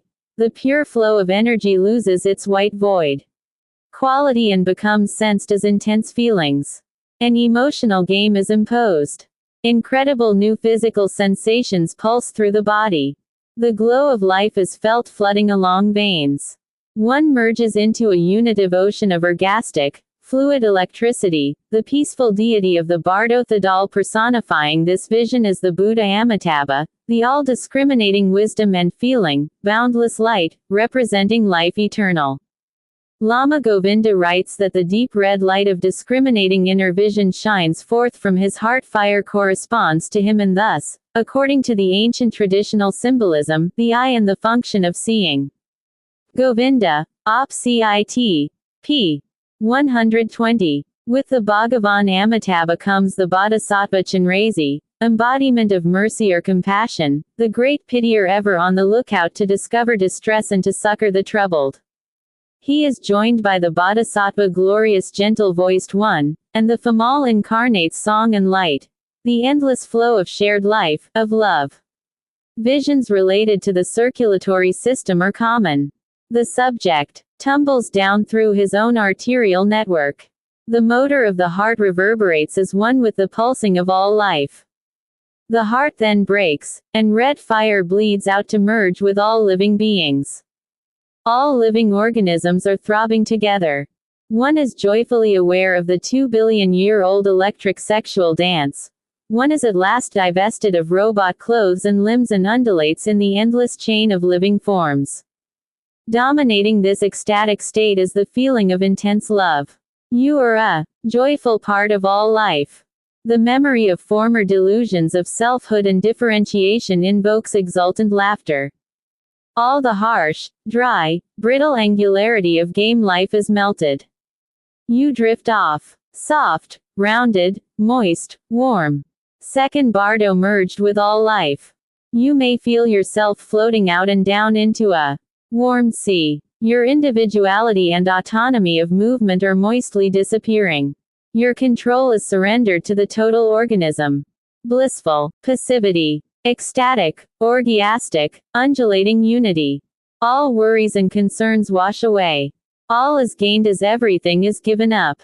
There is organic revelation. Every cell in your body is singing its song of freedom. The entire biological universe is in harmony, liberated from the censorship and control of you and your restricted ambitions. But wait. You are disappearing into the unity. You are being swallowed up by the ecstatic undulation. Your ego, that one tiny remaining strand of self, screams stop. You are terrified by the pull of the glorious, dazzling, transparent, radiant red light. You wrench yourself out of the life flow, drawn by your intense attachment to your old desires. There is a terrible rending as your roots tear out of the life matrix, a ripping of your fibers and veins away from the greater body to which you were attached. And when you have cut yourself off from the fire flow of life, the throbbing stops, The ecstasy ceases, your limbs harden and stiffen into angular forms, your plastic doll body has regained its orientation. There you sit, isolated from the stream of life, impotent master of your desires and appetites, miserable. While you are floating down the evolutionary river, there comes a sense of limitless self-less power. The delight of flowing cosmic belongingness. The astounding discovery that consciousness can tune into an infinite number of organic levels. There are billions of cellular processes in your body, each with its universe of experience, an endless variety of ecstasies. The simple joys and pains and burdens of your ego represent one set of experiences, a repetitious, dusty set. As you slip into the fire flow of biological energy, series after series of experiential sets flash by. You are no longer encapsulated in the structure of ego and tribe. But through panic and a desire to latch on to the familiar, you shut off the flow, open your eyes. Then the flowingness is lost. The potentiality to move from one level of consciousness to another is gone. Your fear and desire to control have driven you to settle for one static site of consciousness. To use the Eastern or genetic metaphor, you have frozen the dance of energy and committed yourself to one incarnation, and you have done it out of fear. When this happens, there are several steps which can take you back to the biological flow and from there to the first bardo. First, close your eyes. Lie on your stomach and let your body sink through the floor, merge with the surroundings. Feel the hard, square edges of your body soften and start to move in the bloodstream. Let the rhythm of breathing become tide flow. Bodily contact is probably the most effective method of softening hardened surfaces. No movement. No body games. Close physical contact with another invariably brings about the unity of fire flow. Your blood begins to flow into the other's body. His breathing pours into your lungs. You both drift down the capillary river. Another form of life process images is the flow of auditory sensations. The endless series of abstract sounds described in the preceding vision bounce through awareness.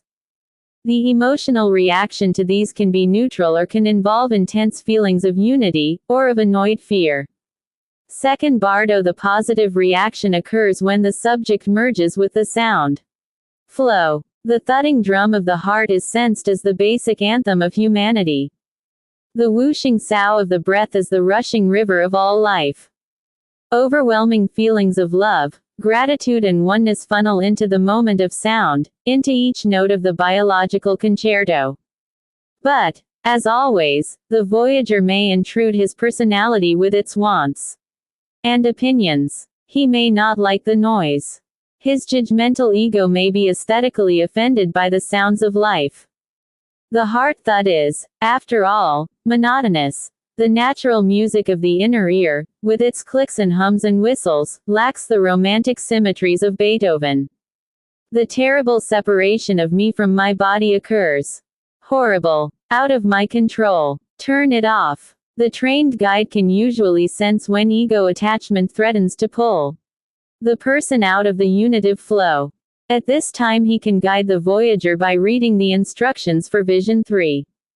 Vision 4. The wave vibration structure of external forms, eyes open or rapt involvement with external stimuli, intellectual aspects.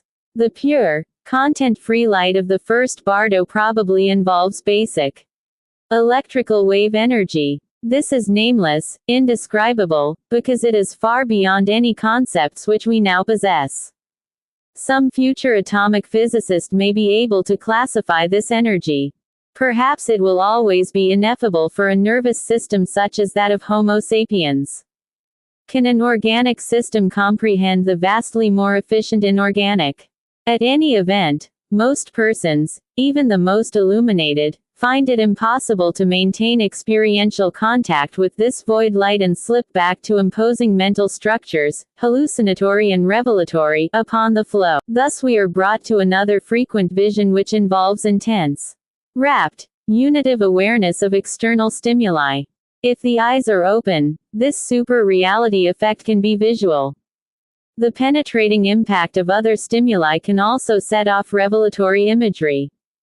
It comes about this way. The subject's awareness is suddenly invaded by an outside stimulus. His attention is captured, but his old conceptual mind is not functioning. But other sensitivities are engaged. He experiences direct sensation. The rawness. He sees, not objects, but patterns of light waves. He hears, not music or meaningful sound, but acoustic waves. He is struck with the sudden revelation that all sensation and perception are based on wave vibrations. That the world around him, which heretofore had an illusory solidity, is nothing more than a play of physical waves. That he is involved in a cosmic television show which has no more substantiality than the images on his TV picture tube. The peaceful deity of the Thadal personifying this vision is Akshobhya. According to Lama Govinda, in the light of the mirror-like wisdom, things are freed from their thingness, their isolation, without being deprived of their form. They are divested of their materiality, without being dissolved, because the creative principle of the mind, which is at the bottom of all form and materiality, is recognized as the active side of the universal store consciousness alaya vijnana, on the surface of which forms arise and pass away, like the waves on the surface of the ocean. Govinda, Op. Cit. p. 119. Second Bardo. The atomic structure of matter is, of course, known to us intellectually, but never experienced by the adult except in states of intense altered consciousness. Learning from a physics textbook about the wave structure of matter is one thing. Experiencing it, being in it, with the old, familiar, gross, hallucinatory comfort of solid things gone and unavailable, is quite another matter. If these super-real visions involve wave phenomena, then the external world takes on a radiance and a revelation that is staggeringly clear. The experienced insight that the world of phenomena exists in the form of waves, electronic images, can produce a sense of illuminated power. Everything is experienced as consciousness. These exultant radiations should be recognized as productions of your subject. Rushes back sometimes literally to the three-dimensional reality, convinced of the fixed truth of one experienced revelation. Many misguided mystics and many persons called insane have fallen into this ambuscade. This is like making a still photograph of a television pattern and shouting that one has finally seized the truth. All is ecstatic electric Maya, the 2 billion-year dance of waves. No one part of it is more real than another. Everything at all moments is shimmering with all the meaning. So far we have considered the positive radiance of clarity, but there are fearful negative aspects of the fourth vision. When the subject senses that his world is fragmenting into waves, he may become terrified. He, me, I are dissolving. The world around me is supposed to sit, static and dead, quietly awaiting my manipulation. But these passive things have changed into a shimmering dance of living energy. The Maya nature of phenomena creates panic. Where is the solid base? Everything, every concept, every form upon which one rests one's mind collapses into electrical vibrations lacking solidity. The face of the guide or of one's beloved friend becomes a dancing mosaic of impulses on one's cortex. My consciousness has created everything of which I am conscious. I have kinescoped my world, my loved ones, myself. All are just shimmering energy patterns. Instead of clarity and exultant power, there is confusion. The subject staggers around, grasping at electron patterns, striving to freeze them back into the familiar robot forms. All solidity is gone. All phenomena are paper images pasted on the glass screen of consciousness. For the unprepared, or for the person whose karmic residue stresses control, the discovery of the wave nature of all structure, the Maya revelation, is a disastrous web of uncertainty. We have discussed only the visual aspects of the fourth vision. Auditory phenomena are of equal importance. Here the solid, labeled nature of auditory patterns is lost, and the mechanical impact of sound hitting the eardrum is registered. In some cases, sound becomes converted into pure sensation, and synesthesia mixture of sense modalities occurs. Sounds are experienced as colors. External sensations hitting the cortex are recorded as molecular, timeless. The movement of notes, like the shuttling of oscillograph beams. Each capturing all energy, the electric core of the universe. Nothing existing except the needle-clear resonance on the tympanic membrane. Unforgettable revelations about the nature of reality occur at these moments. But the hellish interpretation is also possible. As the learned structure of sound collapses, the direct impact of waves can be sensed as noise. For one who is compelled to institute order, his order, on the world around him, it is at least annoying and often disturbing to have the raw tattoo of sound resonating in consciousness. Noise. What an irreverent concept. Is not everything noise? All sensation. The divine pattern of wave energy, meaningless only to those who insist on imposing their own meaning. Preparation is the key to a serene passage through this visionary territory. The subject who has studied this manual will be able, when face to face with the phenomenon, to recognize and flow with it. The sensitive guide will be ready to pick up, on any cue, that the subject is wandering in the fourth vision. If the voyager's eyes are open indicating visual reactions, he can read the instructions for vision 4. If the guide senses that the voyager is experiencing the fragmentation of external sound into wave vibrations, he can amend the instructions appropriately, changing the visual references to auditory. Vision 5. The vibratory waves of external unity, eyes open, or wrapped. Involvement with external stimuli. Emotional aspects. As the learned perceptions disappear and the structure of the external world disintegrates into direct wave phenomena, the aim is to maintain a pure, content-free awareness. First Bardo. Despite the preparations, one is likely to be led backwards by one's own mental inclinations into too hallucinatory or revelatory interpretations of reality. One reaction leads to the intellectual clarity or frightened confusion of the fourth vision just described. Another interpretation is the emotional reaction to the fragmentation of differentiated forms. One can be engulfed in ecstatic unity, or one can slip into isolated egotism. The Bartle-Thedal calls the former the wisdom of equality and the latter the quagmire of worldly existence accruing from violent egotism. The peaceful deity of the fifth vision comes in the form of the Bhagavan Ratnasambhava, born of a jewel.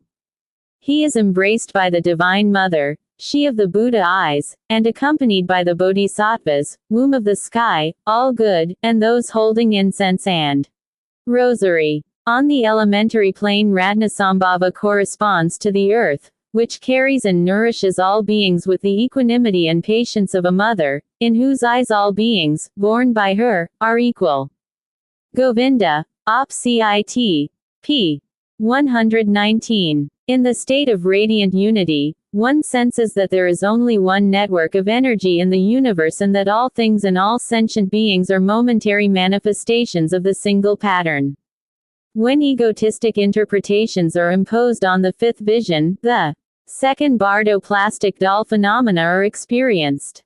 Differentiated forms are seen as inorganic, dull, mass-produced, shabby, plastic, and all persons including self are seen as lifeless mannequins isolated from the vibrant dance of energy, which has been lost. The experiential data of this vision are similar to that of the fourth vision. All artifactual learned structure collapses back to energy vibrations. The awareness is dominated not by revelatory clarity but by shimmering unity. The subject is entranced by the silent, whirling play of forces. Exquisite forms dance by him, all surrounding objects radiate energy, brilliant emanations. His own body is seen as a play of forces. If he looks in a mirror, he sees a shining mosaic of particles. The sense of his own wave structure becomes stronger. A feeling of melting, floating off. The body is no longer a separate unit but a cluster of vibrations sending and receiving energy, a phase of the dance of energy which has been going on for millennia. A sense of profound oneness, a feeling of the unity of all energy. Superficial differences of role, caste, status, sex, species, form, power, size, beauty, even the distinctions between inorganic and living energy, disappear before the ecstatic union of all in one. All gestures, words, acts and events are equivalent in value, all are manifestations of the one consciousness which pervades everything. You, I and he are gone, my thoughts are ours, your feelings are mine. Communication is unnecessary, since complete communion exists. A person can sense another's feeling and mood directly, as if they were his own. By a glance, whole lifetimes and words can be transmitted. If all are at peace, the vibrations are in phase. If there is discord, out-of-phase vibrations will be set up which will be felt like discordant music. Bodies melt into waves. Objects in the environment, lights, tree, plants, flowers, seem to open and welcome you. They are part of you. You are both simply different pulses of the same vibrations. A pure feeling of ecstatic harmony with all beings is the keynote of this vision. But as before, terrors can occur. Unity requires ecstatic self-sacrifice. Loss of ego brings fright to the unprepared. The fragmentation of form into waves can bring the most terrible fear known to man, the ultimate epistemological revelation.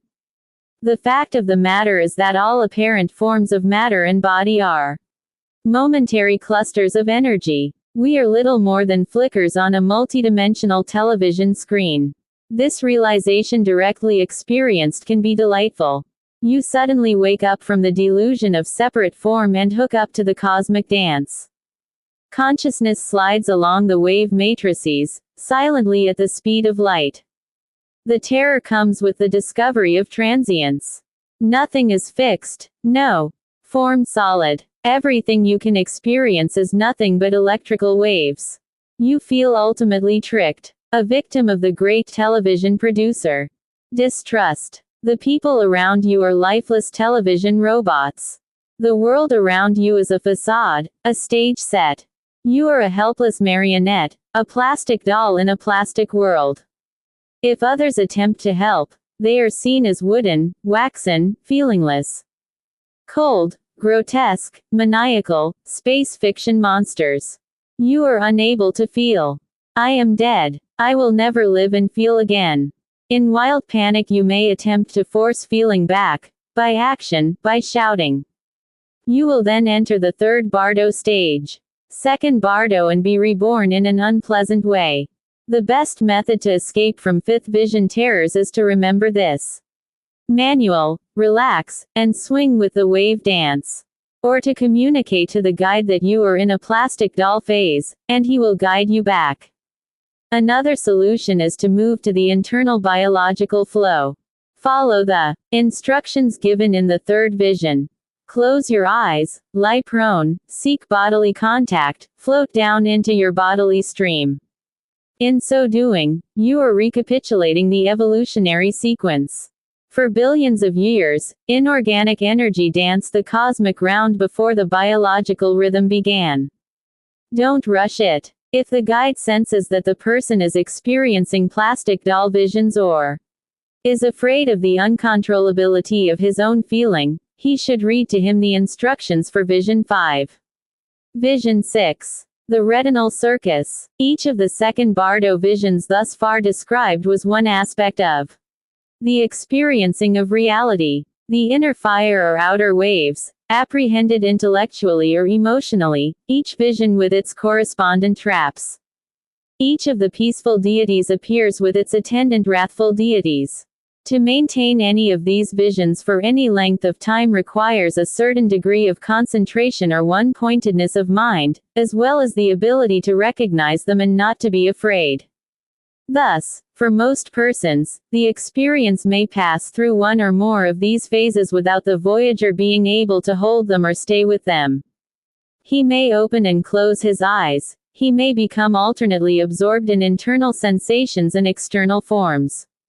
The experience may be chaotic, beautiful, thrilling, incomprehensible, magical, ever-changing.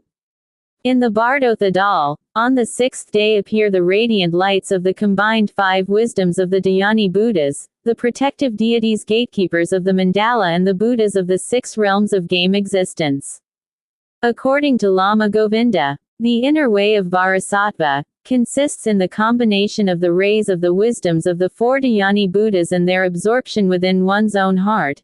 In other words, in the recognition that all these radiances are the emanations of one's own mind in a state of perfect tranquility and serenity, a state in which the mind reveals its true universal nature.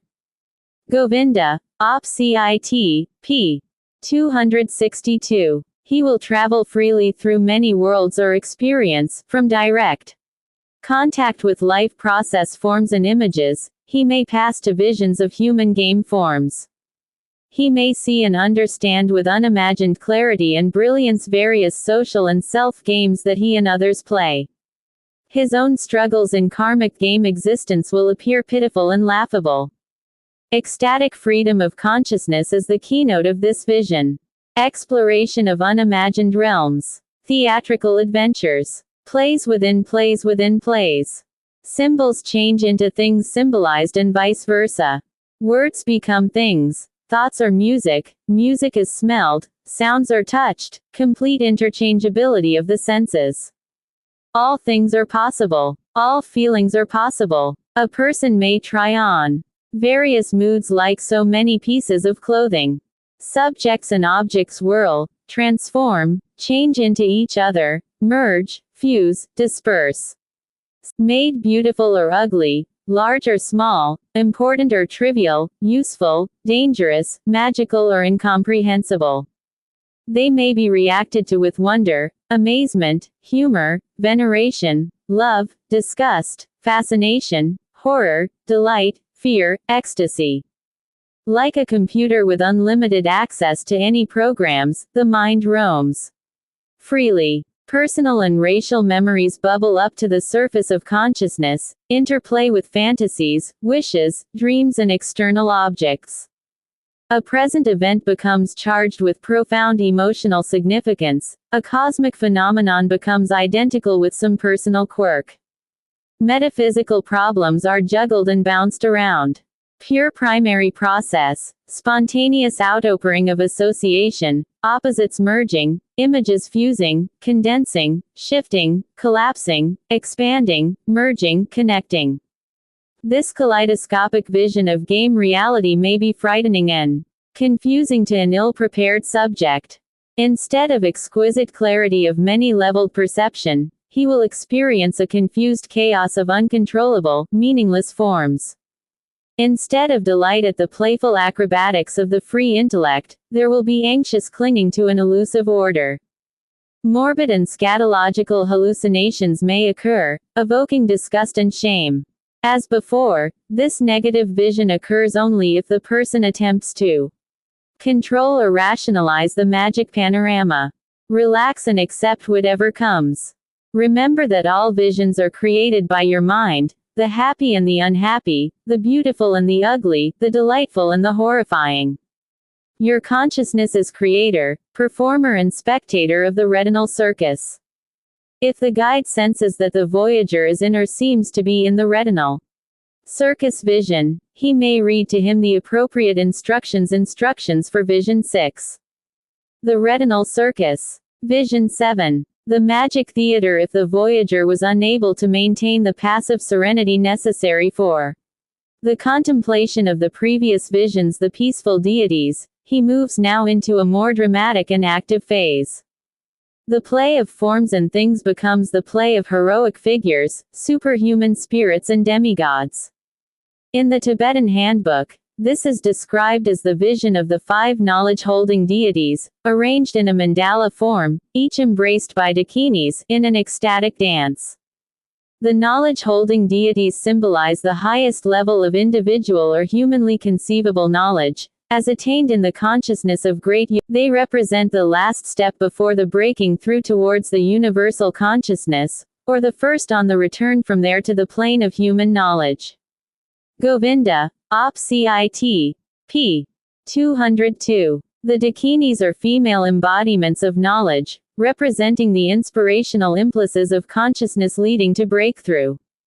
The other four knowledge holders, besides the central Lord of Dance, are the knowledge holder abiding in the earth, the knowledge holder who has power over the duration of life, the knowledge holder of the great symbol, and the knowledge holder of spontaneous realization. Second Bardo may see radiating figures in human forms. The Lotus Lord of Dance, the supreme image of a demigod who perceives the effects of all actions. The Prince of Movement, dancing in an ecstatic embrace with his female counterpart. Heroes, heroines, celestial warriors, male and female demigods, angels, fairies. The exact form of these figures will depend on the person's background and tradition. Archetypal figures in the forms of characters from Greek, Egyptian, Nordic, Celtic, Aztec, Persian, Indian, Chinese mythology. The shapes differ, the source is the same. They are the concrete embodiments of aspects of the person's own psyche. Archetypal forces below verbal awareness and expressible only in symbolic form. The figures are often extremely colorful and accompanied by a variety of AWE-inspiring sounds. If the voyager is prepared and in a relaxed, detached frame of mind, he is exposed to a fascinating and dazzling display of dramatic creativity. The cosmic theater. The divine comedy. If his eyes are open, he may visualize the other voyagers as representing these figures. The face of a friend may turn into that of a young boy, a baby, the child god, into a heroic stature, a wise old man, a woman, animal, goddess, sea mother, young girl, nymph, elf, goblin, leprechaun. Images of the great painters arise as the familiar representations of these spirits. The images are inexhaustible and manifold. An illuminating voyage into the areas where the personal consciousness merges with the super-individual. The danger is that the voyager becomes frightened by or unduly attracted to these powerful figures. The forces represented, if the guide senses that the voyager is caught in this trap, the appropriate instructions may be used. Instructions for Vision 7. The Magic Theater. The Wrathful Vision's Second Bardo Nightmare's 7 Second Bardo visions have been described. At each one of them, the voyager could recognize what he saw and be liberated. Multitudes will be liberated by that recognition. And although multitudes obtain liberation in that manner, the number of sentient beings being great, evil karma powerful, obscurations dense, propensities of too long standing, the wheel of ignorance and illusion becomes neither exhausted nor accelerated. Despite the confrontations, there is a vast preponderance of those who wander downwards unliberated. Thus, in the Tibetan Thado, after the 7 peaceful deities, there come 7 visions of wrathful deities, 58 in number, male and female, flame-enhollowed, wrathful, blood-drinking. These Harukas, as they are called, will not be described in detail, especially since Westerners are liable to experience the wrathful deities in different forms. Instead of many-headed fierce mythological demons, they are more likely to be engulfed and ground by impersonal machinery, manipulated by scientific, torturing control devices and other space fiction horrors. Some general remarks about the Tibetan interpretation of these visions. The wrathful deities are regarded as only the former peaceful deities in changed aspect. Lama Govinda writes, the peaceful forms of Dhyani Buddhas represent the highest ideal of Buddhahood in its completed, final, static condition of ultimate attainment or perfection, seen. Second Bardo retrospectively, as it were, as a state of complete rest and harmony. The Harukas, on the other hand, which are described as blood-drinking, angry or terrifying deities, are merely the dynamic aspect of enlightenment, the process of becoming a Buddha, of attaining illumination, as symbolized by the Buddha's struggle with the hosts of Mara. The ecstatic figures, heroic and terrifying, express the act of breaking through towards the unthinkable, the intellectually unattainable. They represent the leap over the chasm, which yawns between an intellectual surface consciousness and the intuitive suprapersonal depth consciousness. Govinda, Op. Cit. pp. 198, 202. Intermediate throat chakra. They are the reactions of the mind to the process of consciousness expansion. They represent the attempts of the intellect to maintain its threatened boundaries. They symbolize the struggle of breaking through to ego loss, understanding, and awareness. Because of the terror and awe they produce, recognition is difficult.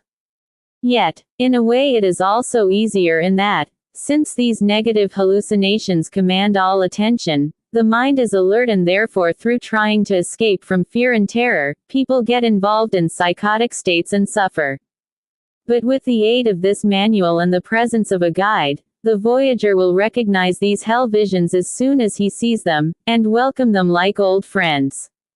Again, when psychologists, philosophers, and psychiatrists, who do not know these teachings, experience ego loss, however assiduously they may have devoted themselves to academic study and however clever they may have been in expounding intellectual theories, none of the higher phenomena will appear.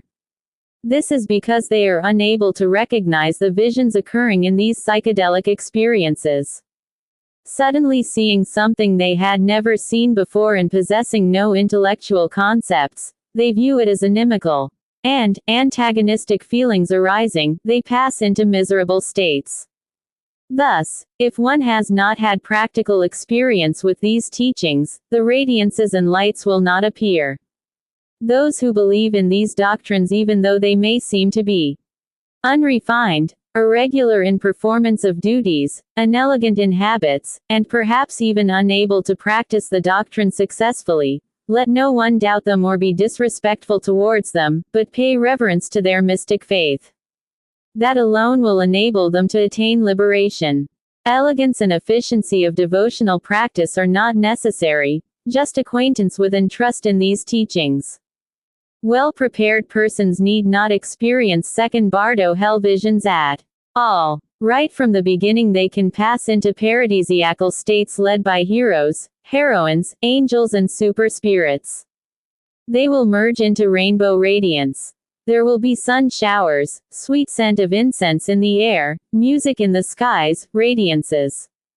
This manual is indispensable to those students who are unprepared. They will also recognize the positive and negative visions of the second bardo and obtain illumination Sambhogakaya.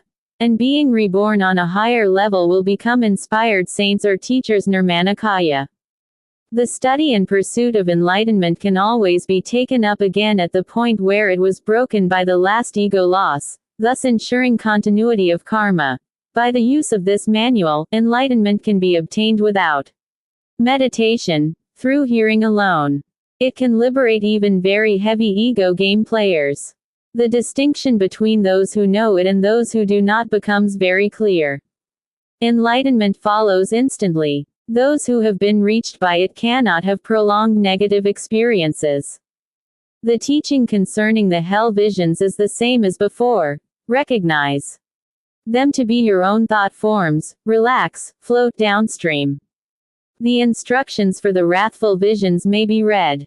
If, after this, recognition is still impossible and liberation is not obtained, then the voyager will descend into the third bardo, the period of re-entry.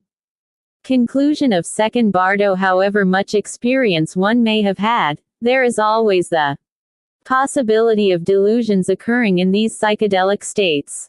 Those with practice in meditation recognize the truth as soon as the experience begins. Reading this manual beforehand is important. Having some degree of self-knowledge is helpful at the moment of ego death. Meditation on the various positive and negative archetypal forms is very important for second bardo phases. Therefore, read this manual, keep it, remember it, bear it in mind, read it regularly. Let the words and meanings be very clear. They should not be forgotten, even under extreme duress. It is called the Great Liberation by hearing because even those with selfish deeds on their conscience can be liberated if they hear it. If heard only once, it can be efficacious because even though not understood, it will be remembered during the psychedelic state, since the mind is more lucid then. It should be proclaimed to all living persons. It should be read over the pillows of ill persons. It should be read to dying persons. It should be broadcast. Those who meet this doctrine are fortunate. It is not easy to encounter. Third Bardo. The period of re-entry Sitpa Bardo introduction. If, in the second Bardo, the voyager is incapable of holding on to the knowledge that the peaceful and wrathful visions were projections of his own mind, but became attracted to or frightened by one or more of them, he will enter the third Bardo. In this period he struggles to regain routine reality and his ego. The Tibetans call it the Bardo of seeking rebirth. It is the period in which the consciousness makes the transition from transcendent reality to the reality of ordinary waking life. The teachings of this manual are of the utmost importance if one wishes to make a peaceful and enlightened re-entry and avoid a violent or unpleasant one. In the original Bardo Thadal, the aim of the teachings is liberation, i.e., release from the cycle of birth and death. Interpreted esoterically, this means that the aim is to remain at the stage of perfect illumination and not to return to social game reality. Only persons of extremely advanced spiritual development are able to accomplish this, by exercising the transference principle at the moment of ego death. For average persons who undertake a psychedelic voyage, the return to game reality is inevitable. Such persons can and should use this part of the manual for the following purposes. 1. To free themselves from third Bardo traps. 2. To prolong the session, thus assuring a maximum degree of illumination. 3. To select a favorable re-entry, i.e. to return to a wiser and more peaceful post-session personality. Although no definite time estimates can be given, the Tibetans estimate that about 50% of the entire psychedelic experience is spent in the third Bardo by most normal people. At times, as indicated in the introduction, someone may move straight to the re-entry period if he is unprepared for or frightened by the ego loss experiences of the first two Bardos. The types of re-entry made can profoundly color the person's subsequent attitudes and feelings about himself and the world, for weeks or even months afterwards. A session which revelatory experience can be made valueless by a fearful or negative re-entry. The key instructions of the third Bardo are: 1. Do nothing, stay calm, passive and relaxed, no matter what happens. And 2. Recognize where you are. If you do not recognize, you will be driven by fear to make a premature and unfavorable re-entry. Only by recognizing can you maintain that state of calm, passive concentration necessary for a favorable re-entry. That is why so many recognition points are third Bardo given. If you fail on one, it is always possible, up to the very end, to succeed on another. Hence these teachings should be read carefully and remembered well. In the following sections some of the characteristic third Bardo experiences are described. In Part 4 instructions are given appropriate to each section. At this stage in a psychedelic session the voyager is usually capable of telling the guide verbally what he is experiencing, so that the appropriate sections can be read. A wise guide can often sense the precise nature of the ego's struggle without words. The voyager will usually not experience all of these states, but only one or some of them. Or sometimes the return to reality can take completely new and unusual turns. In such a case the general instructions for the third Bardo should be emphasized. Third Bardo. Preliminary instructions. General description of the third Bardo. Normally, the person descends, step by step, into lower, more constricted states of consciousness. Each step downwards may be preceded by a swooning into unconsciousness. Occasionally the descent may be sudden, and the person will find himself jolted back to a vision of reality which by contrast with the preceding phases seems dull, static, hard, angular, ugly and puppet-like. Such changes can induce fear and horror, and he may struggle desperately to regain familiar reality. He may get trapped into irrational or even bestial perspectives which then dominate his entire consciousness. These narrow primitive elements stem from aspects of his personal history which are usually repressed.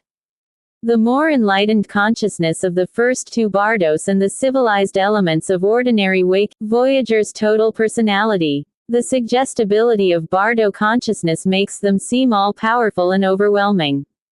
On the other hand, the voyager may also feel that he possesses supernormal powers of perception and movement, that he can perform miracles, extraordinary feats of bodily control, etc. The Tibetan book definitely attributes paranormal faculties to the consciousness of the bardo voyager and explains it as due to the fact that the bardo consciousness encompasses future elements as well as past. Hence clairvoyance, telepathy, ESP, etc. are said to be possible. Objective evidence does not indicate whether this sense of increased perceptiveness is real or illusory.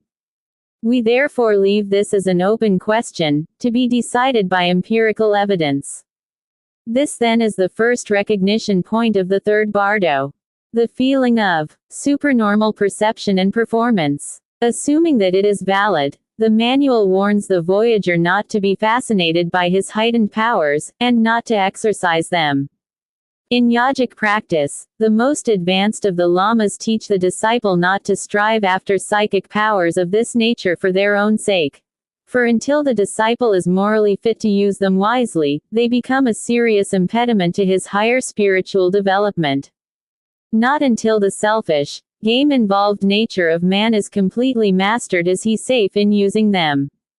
A second sign of third bardo existence are experiences of panic, torture, and persecution. They are distinguished from the wrathful visions for the second bardo in that they definitely seem to involve the third bardo person's own skin-encapsulated ego.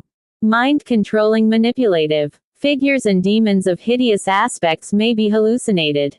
The form that these torturing demons take will depend on the person's cultural background. Where Tibetans saw demons and beasts of prey, a Westerner may see impersonal machinery grinding, or depersonalizing and controlling devices of different futuristic varieties. Visions of world destruction, dying in space fiction modes, and hallucinations of being engulfed by destructive powers will likewise come. And sounds of the mind-controlling apparatus, of the combines fog machinery, of the gears which move the scenery of the puppet show, of angry overflowing seas, and of the roaring fire and of fierce winds springing up, and of mocking laughter. When these sounds and visions come, the first impulse will be to flee from them in panic and terror. Out. In psychedelic drug experiences, the person may at this time plead or demand to be brought out of it through antidotes and tranquilizers. The person may see himself as about to fall down deep, terrifying precipices. These symbolize the so-called evil passions which, like narcotic drugs, enslave and bind mankind to existence in game networks samsara. Anger, lust, stupidity, pride or egoism, jealousy, and control power. Such experiences, just as the previous one of enhanced power, should be regarded as recognizing features of the third bardo. One should neither flee the pain nor pursue the pleasure. Recognition is all that is necessary, and recognition depends upon preparation. A third sign is a kind of restless, unhappy wandering which may be purely mental or may involve actual physical movement. The person feels as if driven by winds of karma or shunted around mechanically. There may be brief respites at certain places or scenes in the ordinary human world. Like a person traveling alone at night along a highway, having his attention arrested by prominent landmarks, great isolated trees, houses, bridgeheads, temples, hot dog stands, etc. The person in the re-entry period has similar experiences. He may demand to return to familiar haunts in the human world. But any such external placation is temporary and soon the restless wandering will recommence. There may come a desperate desire to phone or otherwise contact your family, your doctor, your friends and appeal to them to pull you out of the state. This desire should be resisted. The guide and the fellow voyagers can be of best assistance. One should not try to involve others in one's hallucinatory world. The attempt will fail anyway since outsiders are usually unable to understand what is happening. Again, merely to recognize these desires as third bardo manifestations is already the first step toward liberation. A fourth, rather common experience is the following. The person may feel stupid and full of incoherent thoughts, whereas everyone else seems to be perfectly knowing and wise. This leads to feelings of guilt and inadequacy and in extreme from to the judgment vision, to be described below. This feeling of stupidity is merely the natural result of the limited perspective under which the consciousness is operating in this bardo. Calm, relaxed acceptance and trust will enable the voyager to win liberation at this point. Another experience, the fifth recognizing feature, which is especially impressive when it occurs suddenly, is the feeling of being dead, cut off from surrounding life, and full of misery. The person, some trance-like swoon and experience himself and the others as lifeless robots. Third bardo performing wooden meaningless gestures. He may feel that he will never come back and will lament his miserable state. Again, such fantasies are to be recognized as the attempts of the ego to regain control. In the true state of ego death, as it occurs in the first or second bardos, such complaints are never uttered. Sixth, one may have the feeling of being oppressed or crushed or squeezed into cracks and crevices amidst rocks and boulders. Or the person may feel that a kind of metallic net or cage may encompass him. This symbolizes the attempt prematurely to enter an ego robot which is unfitting or unequipped to deal with the expanded consciousness. Therefore one should relax the panicky desire to regain an ego. A seventh aspect is a kind of gray twilight-like light suffusing everything, which is in marked contrast to the brilliantly radiating lights and colors of the earlier stages of the voyage. Objects, instead of shining, glowing and vibrating, are now dully colored, shabby and angular. The passage's third bardo. Preliminary instructions contain general instructions for the third bardo state and its recognizable features. Any or all of the passages may be read when the guide senses that the voyager is beginning to return to the ego. 2. Re-entry visions. In the preceding section the symptoms of re-entry were described, the signs that the voyager is trying to regain his ego. In this section are described visions of the types of re-entry one can make. The Tibetan manual conceives of the voyager as returning eventually to one of 6 worlds of game existence samsara. That is, the re-entry to the ego can take place on one of 6 levels, or as one of 6 personality types. 2 of these are higher than the normal human, 3 are lower. The highest, most illuminated, level is that of the devas, who are what Westerners would call saints, sages or divine teachers. They are the most enlightened people walking the earth. Gautama Buddha, Lao Tse, Christ. The second level is that of the asuras, who may be called titans or heroes. Category we have the dog and the cock, symbolic of hypersexuality concomitant with jealousy. The pig, symbolizing lustful stupidity and uncleanliness. The industrious, hoarding ant. The insect or worm signifying an earthy or groveling disposition. The snake, flashing in anger. The ape, full of rampaging primitive power. The snarling wolf of the steppes. The bird, soaring freely. Many more could be enumerated.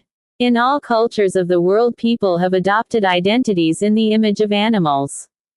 In childhood and in dreams it is a process familiar to all. The fifth level is that of neurotics, frustrated lifeless spirits forever pursuing unsatisfied desires.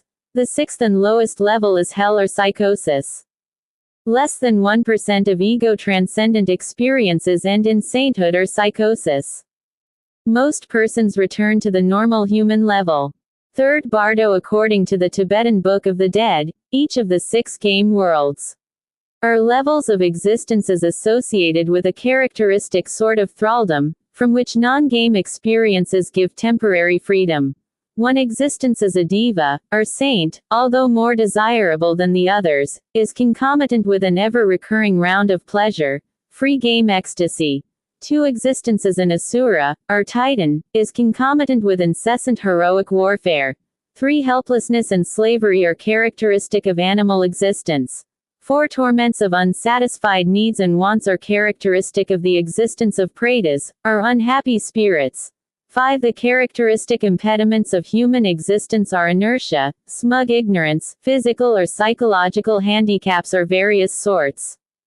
According to the Bardo Thadal, the level one is determined by one's karma. During the period of the third Bardo premonitory signs and visions of the different levels appear, that for which one is heading appearing most clearly.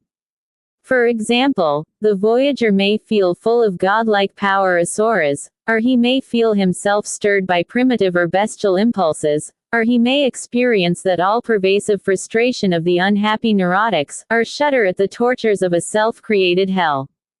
The chances of making a favorable re-entry are increased if the process is allowed to take its own natural course, without effort or struggle. One should avoid pursuing or fleeing any of the visions, but meditate calmly on the knowledge that all levels exist in the Buddha also.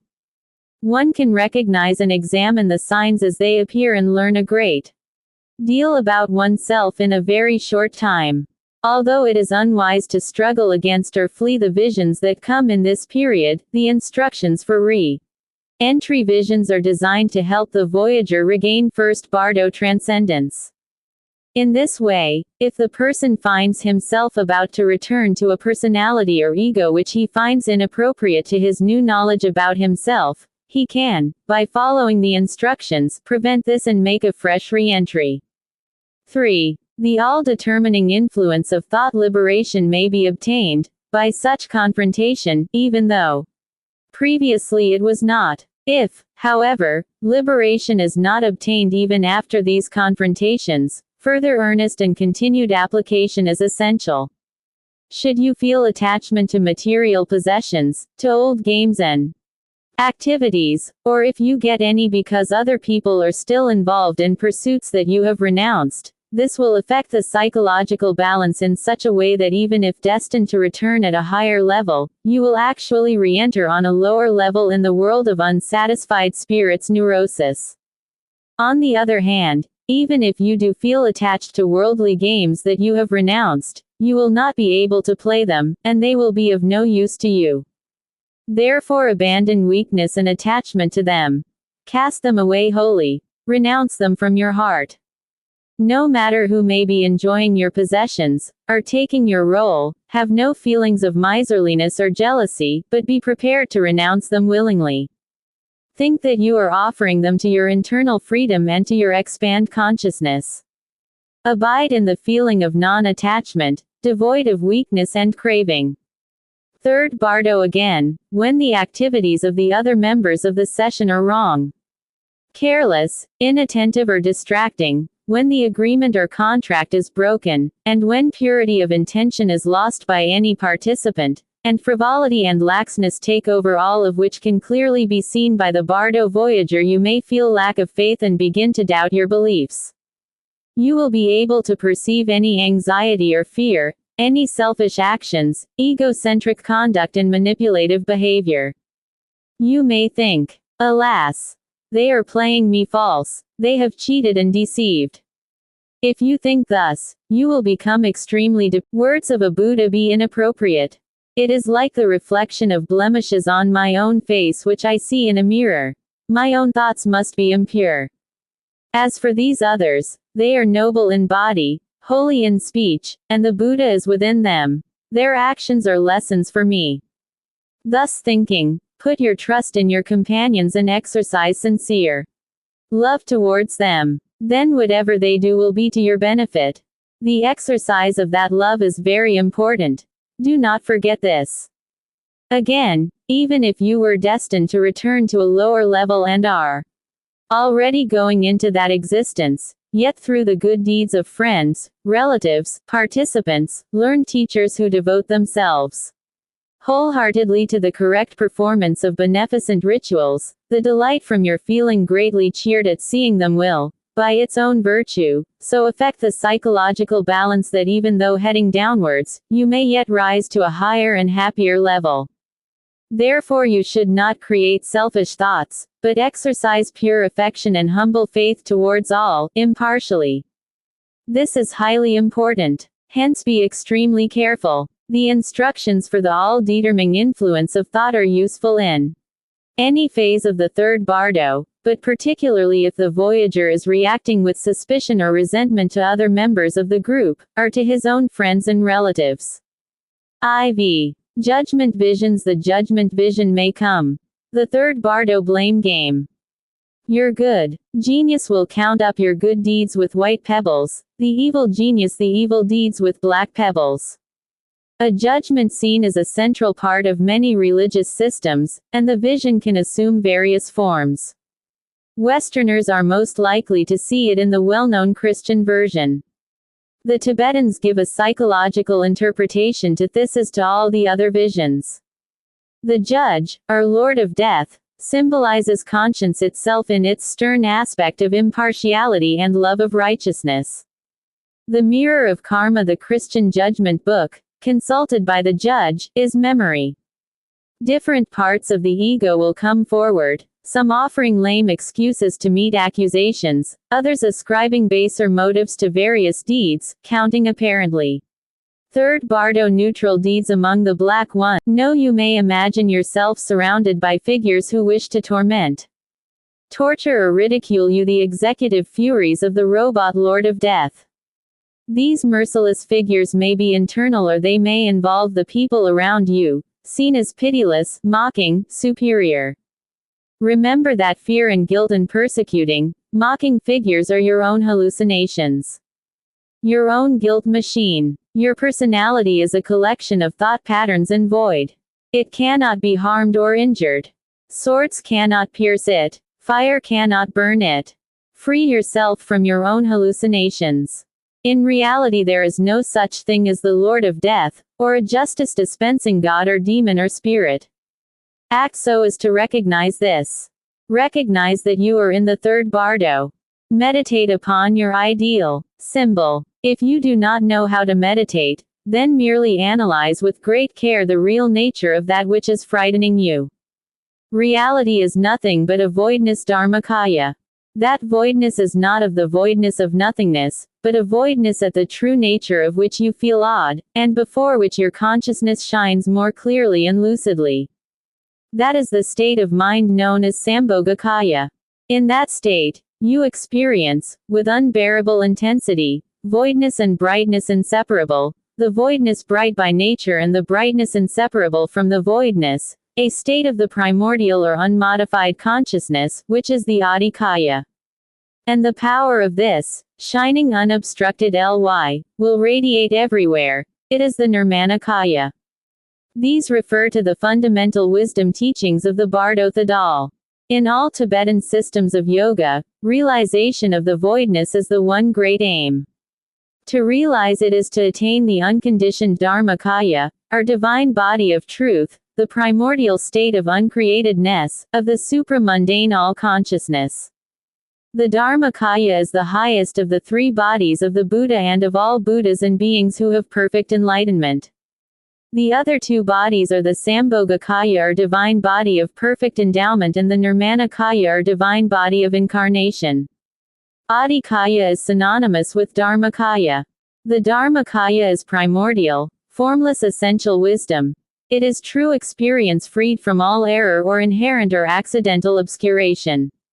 It includes both nirvana and samsara, which are polar states of consciousness, but in the realm of pure consciousness identical.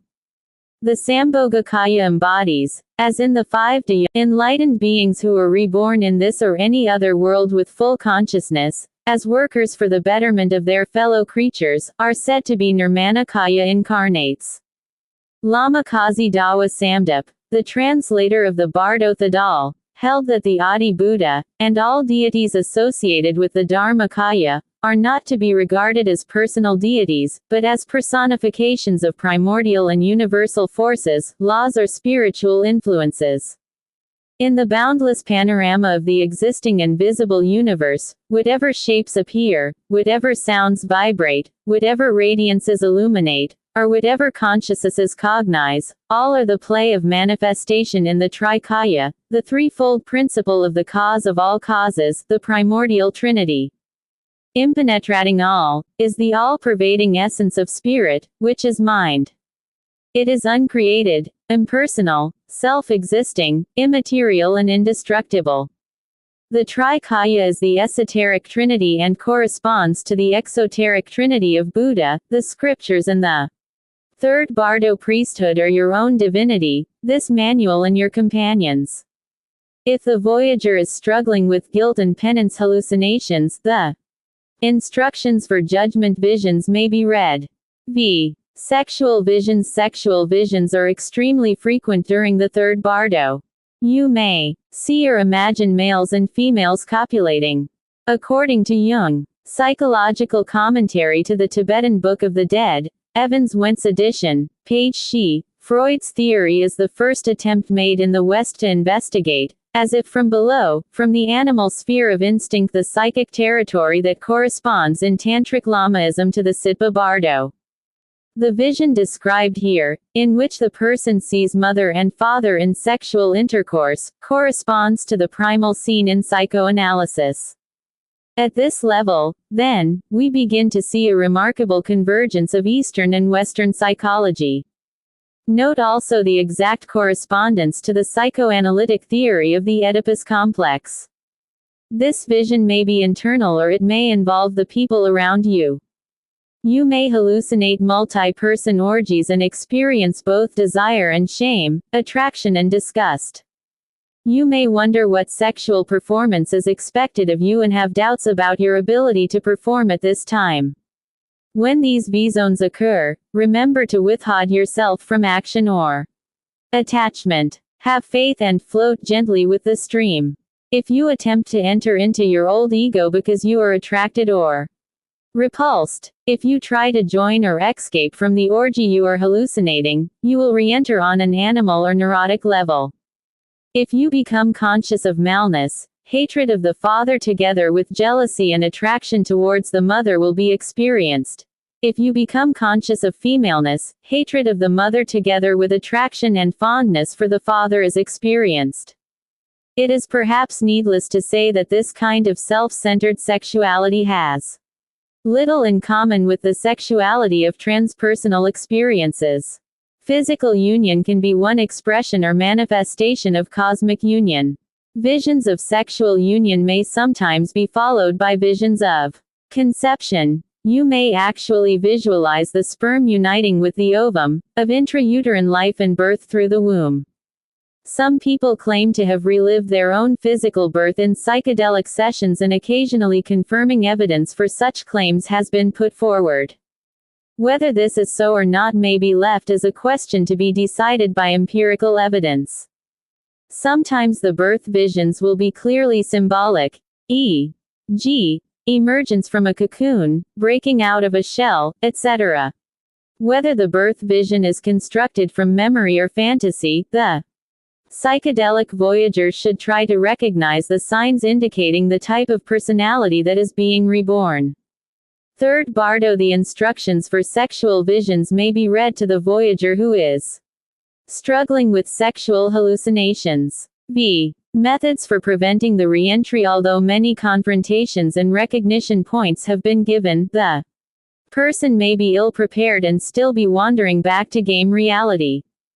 It is of advantage to postpone the return for as long as possible, thus maximizing the degree of enlightenment in the subsequent personality. For this reason, 4 meditative methods are given for prolonging the ego-loss state. They are 1. Meditation on the Buddha or guide. 2. Concentration on good games.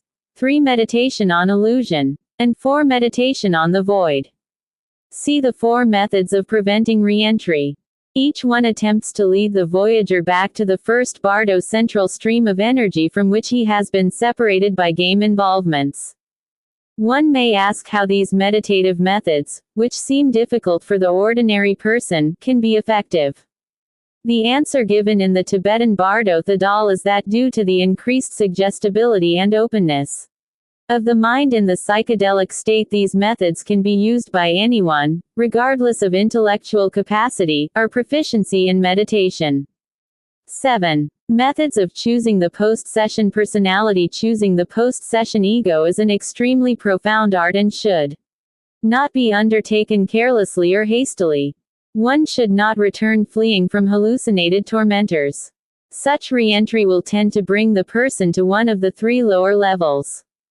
One should first banish the fear by visualizing one's protective figure or the Buddha.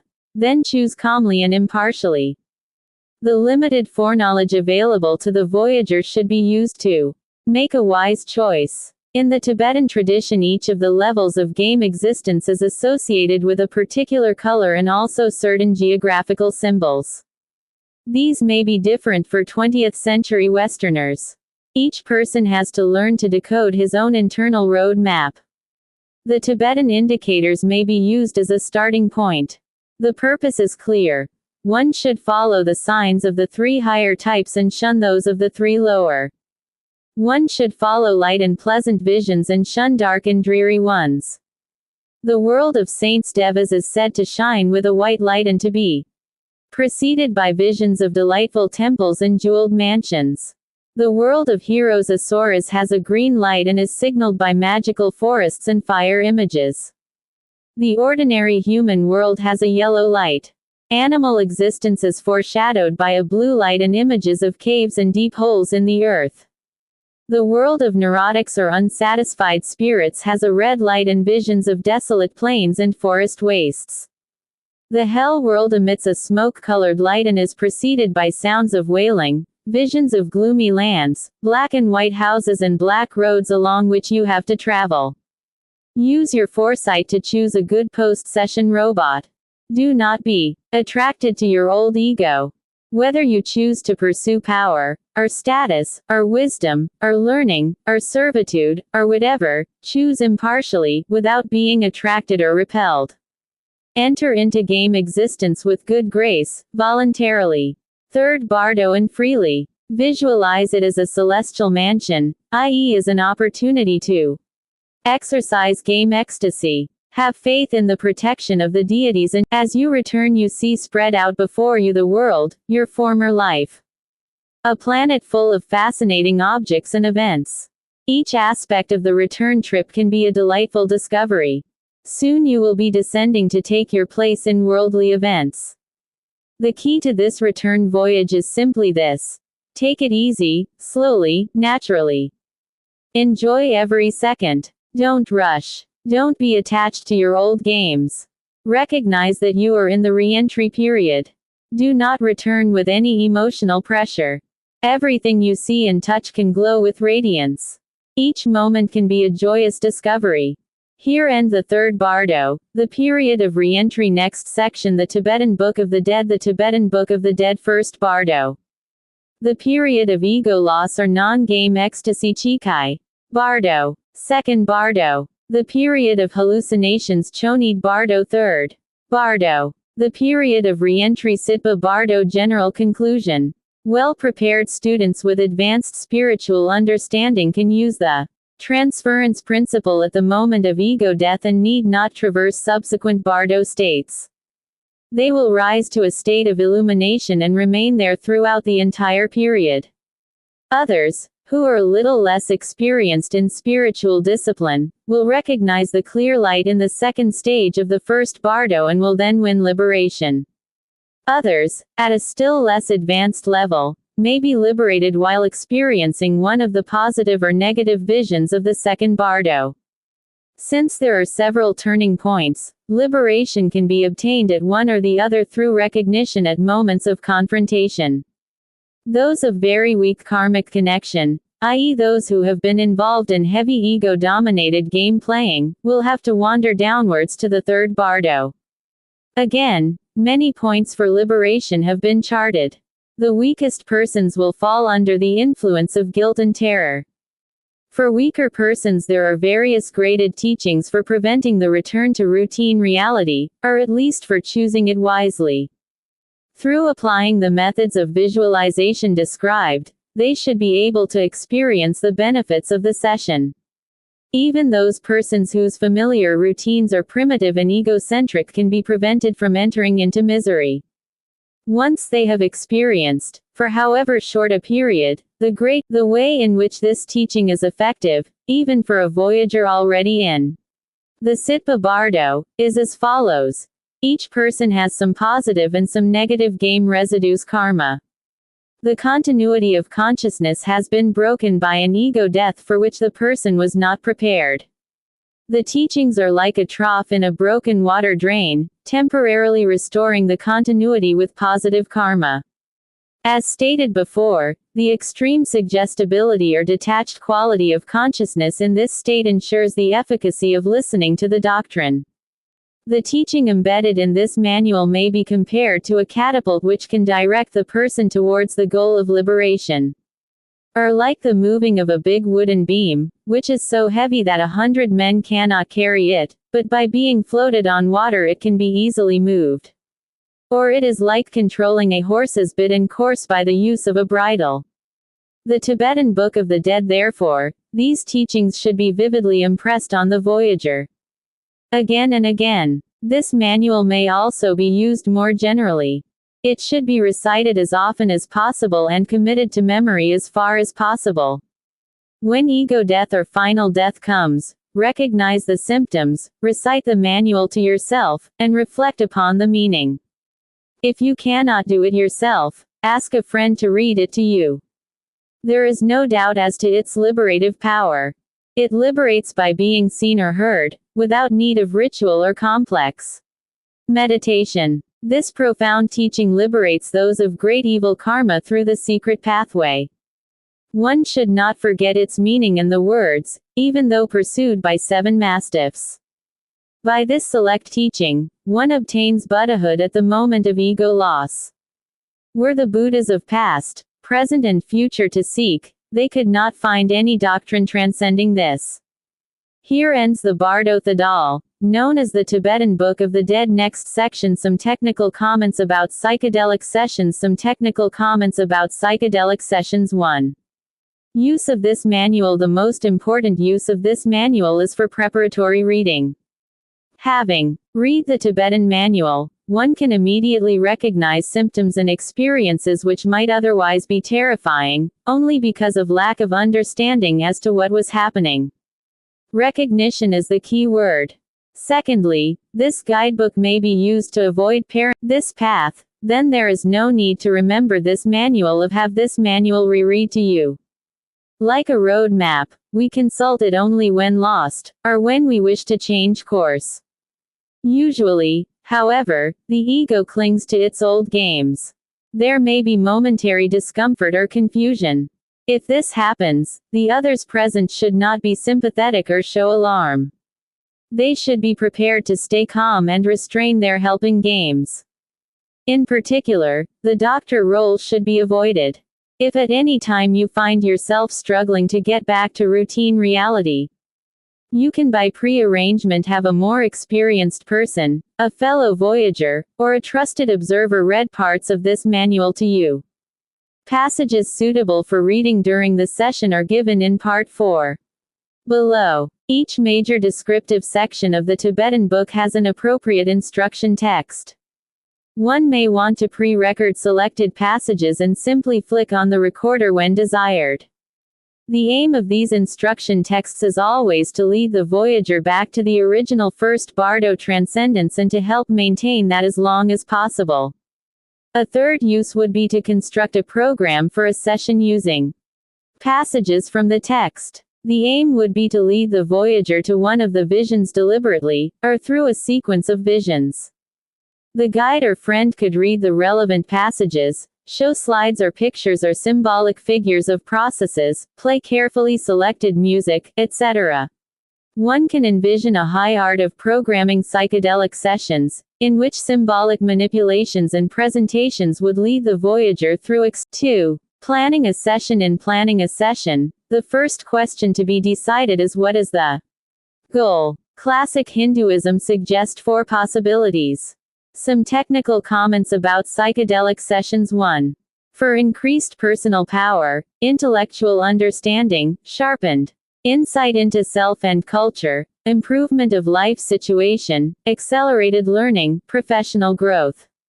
2. For duty, help of others, providing care, rehabilitation, rebirth for fellow men. 3. For fun, sensuous enjoyment, aesthetic pleasure, interpersonal closeness, pure experience. 4. For transcendence, liberation from ego and space-time limits, attainment of mystical union. This manual aims primarily at the latter goal, that of liberation enlightenment.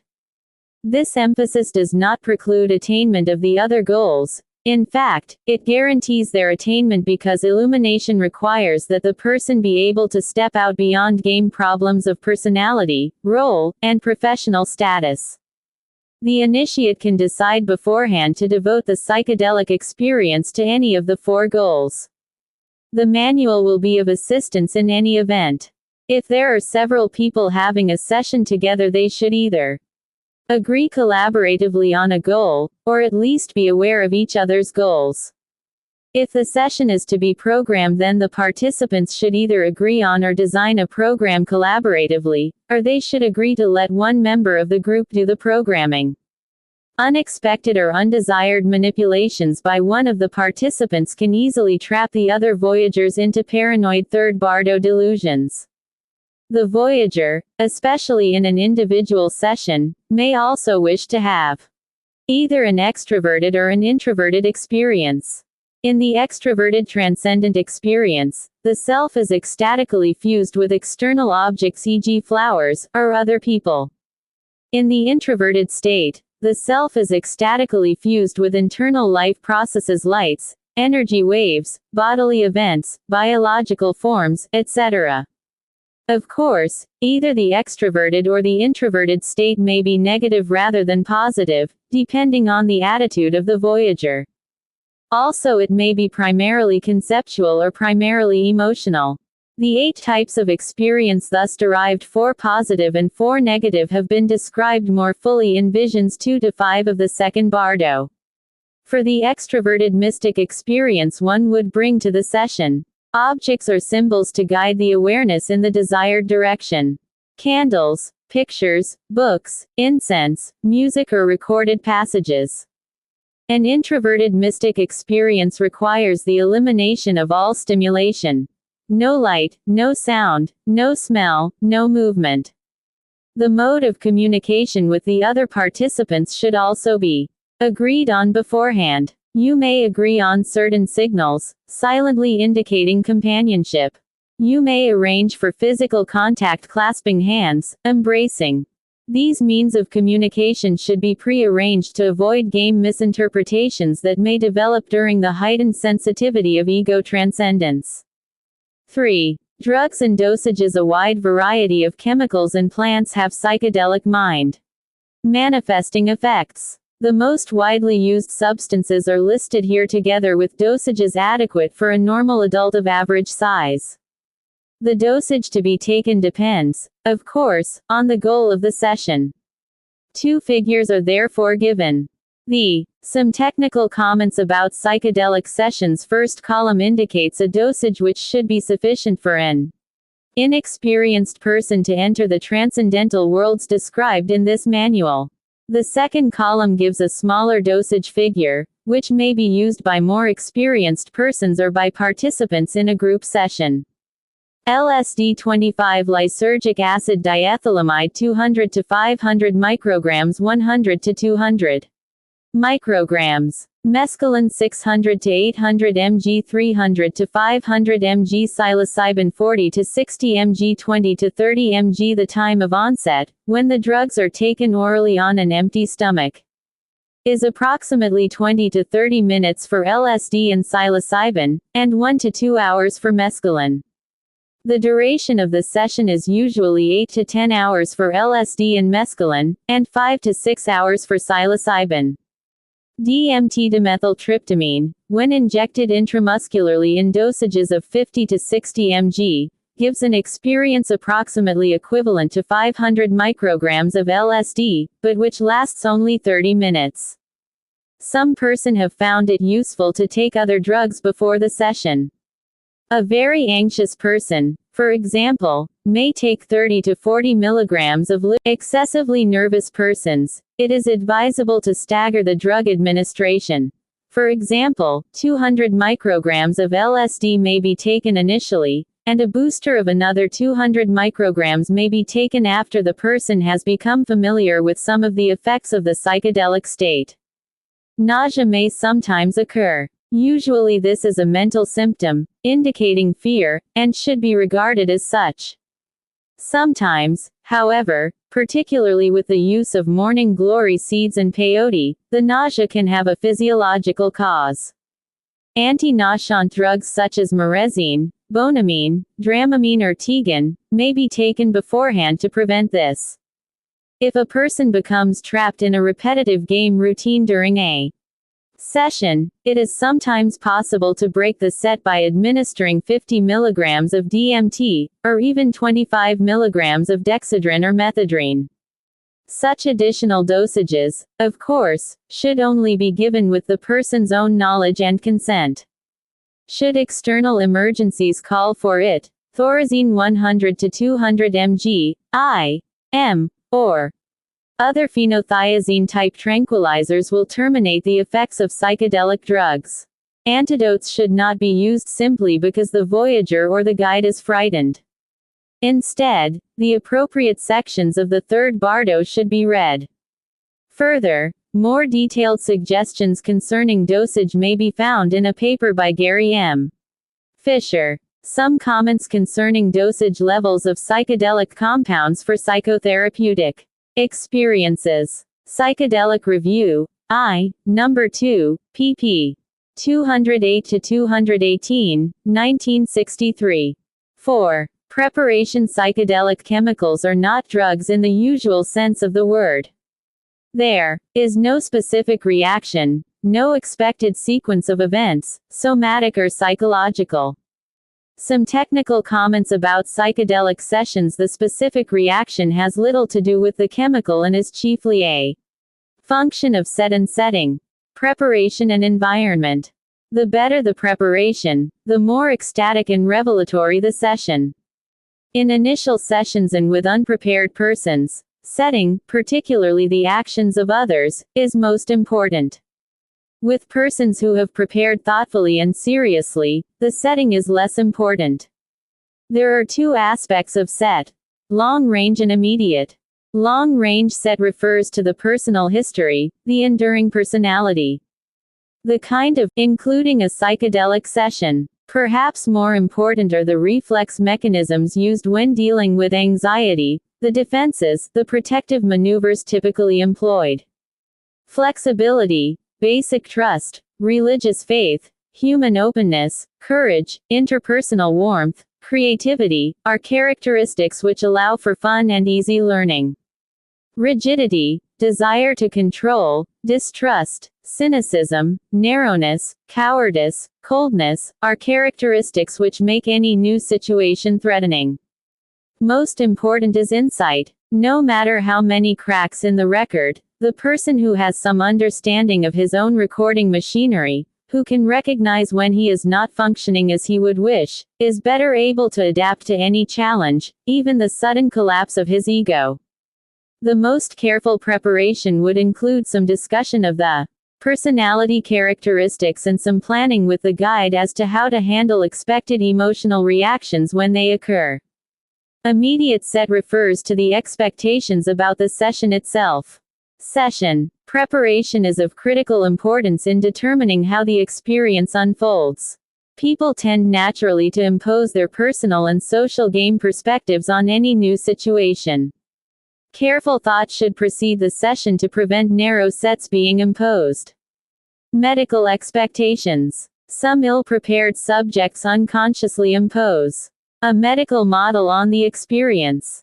They look for symptoms, interpret each new sensation in terms of sickness health, place the guide in a doctor role, and, if anxiety develops, demand chemical rebirth, i.e. tranquilizers. Occasionally one hears of casual, ill-planned, non-guided sessions which end in the subject demanding to be hospitalized, etc. It is even more problem-provoking if the guide employs a medical model, watches for symptoms, and keeps hospitalization in mind to fall back on, as protection for himself. Rebellion against convention may be the motive of some people who take the drug. The idea of doing something far out or vaguely naughty is a naive set which can color the experience. Intellectual expectations are appropriate when subjects have had much psychedelic experience. Indeed, LSD offers vast possibilities for accelerated learning and scientific scholarly research. But for initial sessions, intellectual reactions, Lawson back, at will, then intellectual exercises can be incorporated into the psychedelic. Some technical comments about psychedelic sessions experience. The last stage of the session is the best time to examine concepts. The objective of this particular manual is to free you from your verbal mind for as long as possible. Religious expectations invite the same advice as intellectual set. Again, the subject in early sessions is best advised to float with the stream, stay up as long as possible, and postpone theological interpretations until the end of the session, or to later sessions. Recreational and aesthetic expectations are natural. The psychedelic experience, without question, provides ecstatic moments which dwarf any personal or cultural game. Pure sensation can capture awareness. Interpersonal intimacy reaches Himalayan heights. Aesthetic delights, musical, artistic, botanical, natural, are raised to the millionth power. But all these reactions can be third bardo ego games. I am having this ecstasy. How lucky I am. Such reactions can become tender traps, preventing the subject from reaching pure ego loss first bardo or the glories of second bardo creativity. Planned expectations. This manual prepares the person for a mystical experience according to the Tibetan model. The sages of the snowy ranges have developed a most sophisticated and precise understanding of human psychology, and the student who studies this manual will become oriented for a voyage which is much richer in scope and meaning than any Western psychological theory. We remain aware, however, that the Bardo-Thadal model of consciousness is a human artifact, a second Bardo hallucination, however grand its scope. Some practical recommendations. The subject should set aside at least 3 days for his experience. A day before, the session day, and a follow-up day. This scheduling guarantees a reduction in external pressure and a more sober commitment to the voyage. Talking to others who have taken the voyage is excellent preparation. Although the second Bardo hallucinatory quality of all descriptions should be recognized. Observing a session is another valuable preliminary. The opportunity to see others during and after a session shapes expectations. Reading books about mystical experience is a standard orientation. Procedure. Reading the accounts of others' experiences is another possibility. Aldous Huxley, Alan Watts, and Gordon Wasson have written powerful accounts. Meditation is probably the best preparation for a psychedelic session. Those who have spent time in the solitary attempt to manage the mind, to eliminate thought and to reach higher stages of concentration, are the best candidates for a psychedelic session.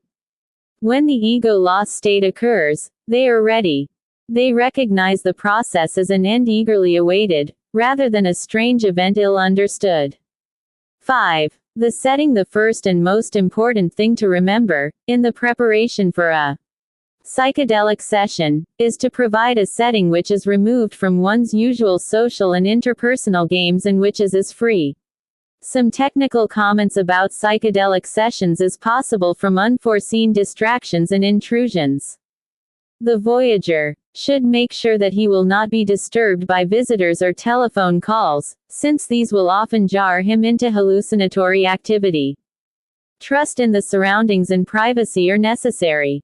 A period of time, usually at least 3 days, should be set aside in which the experience will run its natural course and there will be sufficient time for reflections and meditation. It is important to keep schedules open for 3 days and to make these arrangements beforehand. A too hasty return to game involvements will blur the clarity of the vision and reduce the potential for learning. If the experience was with a group, it is very useful to stay together after the session in order to share and exchange experiences. There are differences between night sessions and day sessions. Many people report that they are more comfortable in the evening and consequently that their experiences are deeper and richer. The person should choose the time of day that seems right according to his own temperament at first. Later, he may wish to experience the difference between night and day sessions. Similarly, there are differences between sessions out of doors and indoors. Natural settings such as gardens, beaches, forests, and open country have specific influences which one may or may not wish to incur. The essential thing is to feel as comfortable as possible in the surroundings, whether in one's living room or under the night sky. A familiarity with the surroundings may help one to feel confident in hallucinatory periods. If the session is held indoors, one must consider the arrangement of the room and the specific objects one may wish to see and hear. Music, lighting, the availability of food and drink should be considered beforehand. Most people report no desire for food during the height of the experience, and then, later on, prefer to have simple, ancient foods like bread, cheese, wine, and fresh fruit. Hunger is usually not the issue.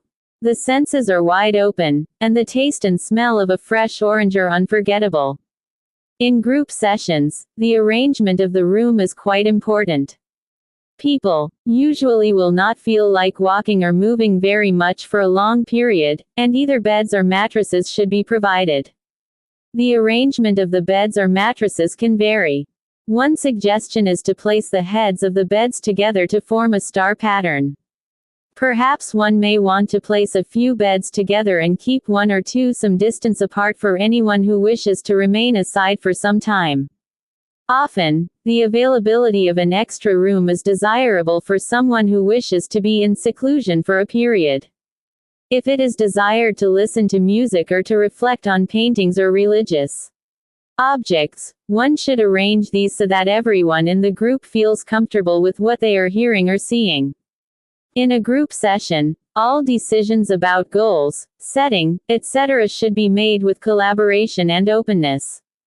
6. The psychedelic guide for initial sessions. The attitude and behavior of the guide are critical factors. He possesses enormous. Some technical comments about psychedelic sessions' power to shape the experience. With the cognitive mind suspended, the subject is in a heightened state of suggestibility. The guide can move consciousness with the slightest gesture or reaction. The key issue here is the guide's ability to turn off his own ego and social games, in particular, to muffle his own power needs and his fears. To be there relaxed, solid, accepting, secure. The Tao wisdom of creative quietism. To sense all and do nothing except to let the subject know your wise presence. A psychedelic session lasts up to 12 hours and produces moments of intense reactivity. The guide must never be bored, talkative, intellectualizing. He must remain calm during the long periods of swirling mindlessness. He is the ground control in the airport tower. Always there to receive messages and query their course, to help them reach their destination. An airport tower operator who imposes his own personality, his own games upon the pilot is unheard of. The pilots have their own flight plan, their own goals, and ground control is there, ever waiting to be of service. The pilot is reassured to know that an expert who has guided thousands of flights is down there, available for help. But suppose the flyer has reason to suspect that ground control is harboring his own motives and might be manipulating the plane toward selfish goals. The bond of security and confidence would crumble. It goes without saying, then, that the guide should have had considerable experience in psychedelic sessions himself and in guiding others. To administer psychedelics without personal experience is unethical and dangerous. The greatest problem faced by human beings in general, and the psychedelic guide in particular, is fear. Fear of the unknown. Fear of losing control. Fear of trusting the genetic process and your companions. From our own research studies and our investigations into sessions run by others, serious professionals or adventurous bohemians, we have been led to the conclusion that almost every negative LSD reaction has been caused by fear on the part of the guide, which has augmented the transient fear of the subject. When the guide acts to protect himself, he communicates his concern to the subject. The guide must remain passively sensitive and intuitively relaxed for several hours. This is a difficult assignment for most Westerners. For this reason, we have sought ways to assist the guide in maintaining a state of alert quietism in which he is poised with ready flexibility. The most certain way to achieve this state is for the guide to take a low dose of the psychedelic with the subject. Routine procedure is to have one trained person participate in the experience and one staff member present in ground control without psychedelic aid. The knowledge that one experienced guide is up and keeping the subject company is of inestimable value. Intimacy and communication. Cosmic companionship. The security of having a trained pilot flying. Some technical comments about psychedelic sessions at your wingtip. The scuba diver's secure. It is not recommended that guides take large doses during sessions for new subjects. The less experienced he is, the more likely will the subject impose second and third bardo hallucinations. These intense games affect the experienced guide, who is likely to be in a state of mindless void. The guide is then pulled into the hallucinatory field of the subject, and may have difficulty orienting himself. During the first bardo there are no familiar fixed landmarks, no place to put your foot, no solid concept upon which to base your thinking. All is flux. Decisive second bardo action on the part of the subject can structure the guide's flow if he has taken a heavy dose. The role of the psychedelic guide is perhaps the most exciting and inspiring role in society. He is literally a liberator, one who provides illumination, one who frees men from their lifelong internal bondage. To be present at the moment of awakening, to share the ecstatic revelation when the voyager discovers the wonder and awe of the divine life process, is for many the most gratifying part to play in the evolutionary drama.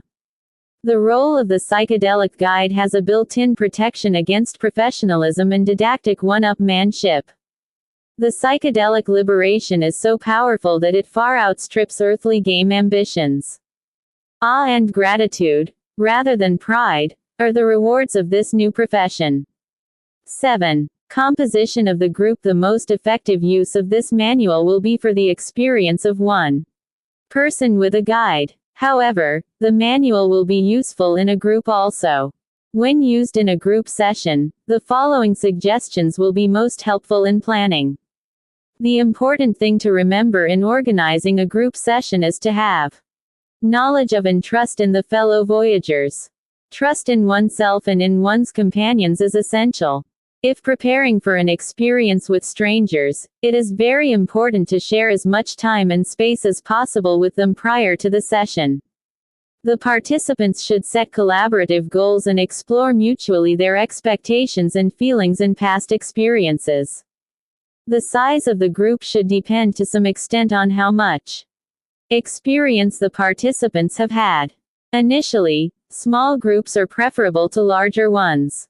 In any case, group experiences exceeding 6 or 7 people are demonstrably less profound and generate more paranoid hallucinations. If planning for a group session of 5 or 6 people, it is as changing the recordings, providing food, etc., and if necessary or desired, reading selections from the manual. If it is possible, one of the guides should be an experienced woman who can provide an atmosphere of spiritual nurturing and comfort. It is sometimes advisable that the initial session of married couples be separate in order that the exploration of their marriage game not dominate the session. With some experience in consciousness, some technical comments about psychedelic sessions expansion, the marriage game like others may be explored for any purpose: increased intimacy, clearer communication, exploration of the foundations of the sexual, mating relationship, etc. Next section: instructions for use during a psychedelic session. Instructions for use during a psychedelic session. First, Bardo instructions. O name of Voyager, the time has come for you to seek new levels of reality. Your ego and the name game are about to cease. You're about to be set face to face with the clear light. You're about to experience it in its reality. In the ego-free state, wherein all things are like the void and cloudless sky, and the naked spotless intellect is like a transparent vacuum. At this moment, know yourself and abide in that state. O name of Voyager, that which is called ego death is coming to you. Remember, this is now the hour of death and rebirth. Take advantage of this temporary death to obtain the perfect state. Enlightenment. Concentrate on the unity of all living beings. Hold on to the clear light. Use it to attain understanding and love. If you cannot maintain the bliss of illumination, and if you are slipping back into contact with the veil of routine perception will be torn from you eyes. Remember the unity of all living things. Remember the bliss of the clear light. Let it guide you through the visions of this experience. Let it guide you through your new life to come.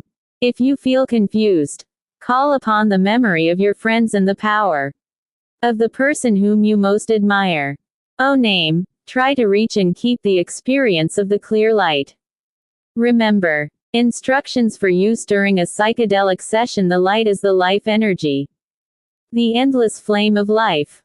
An ever-changing, surging turmoil of color may engulf your vision. This is the ceaseless transformation of energy, the life process. Do not fear it. Surrender to it. Join it. It is part of you.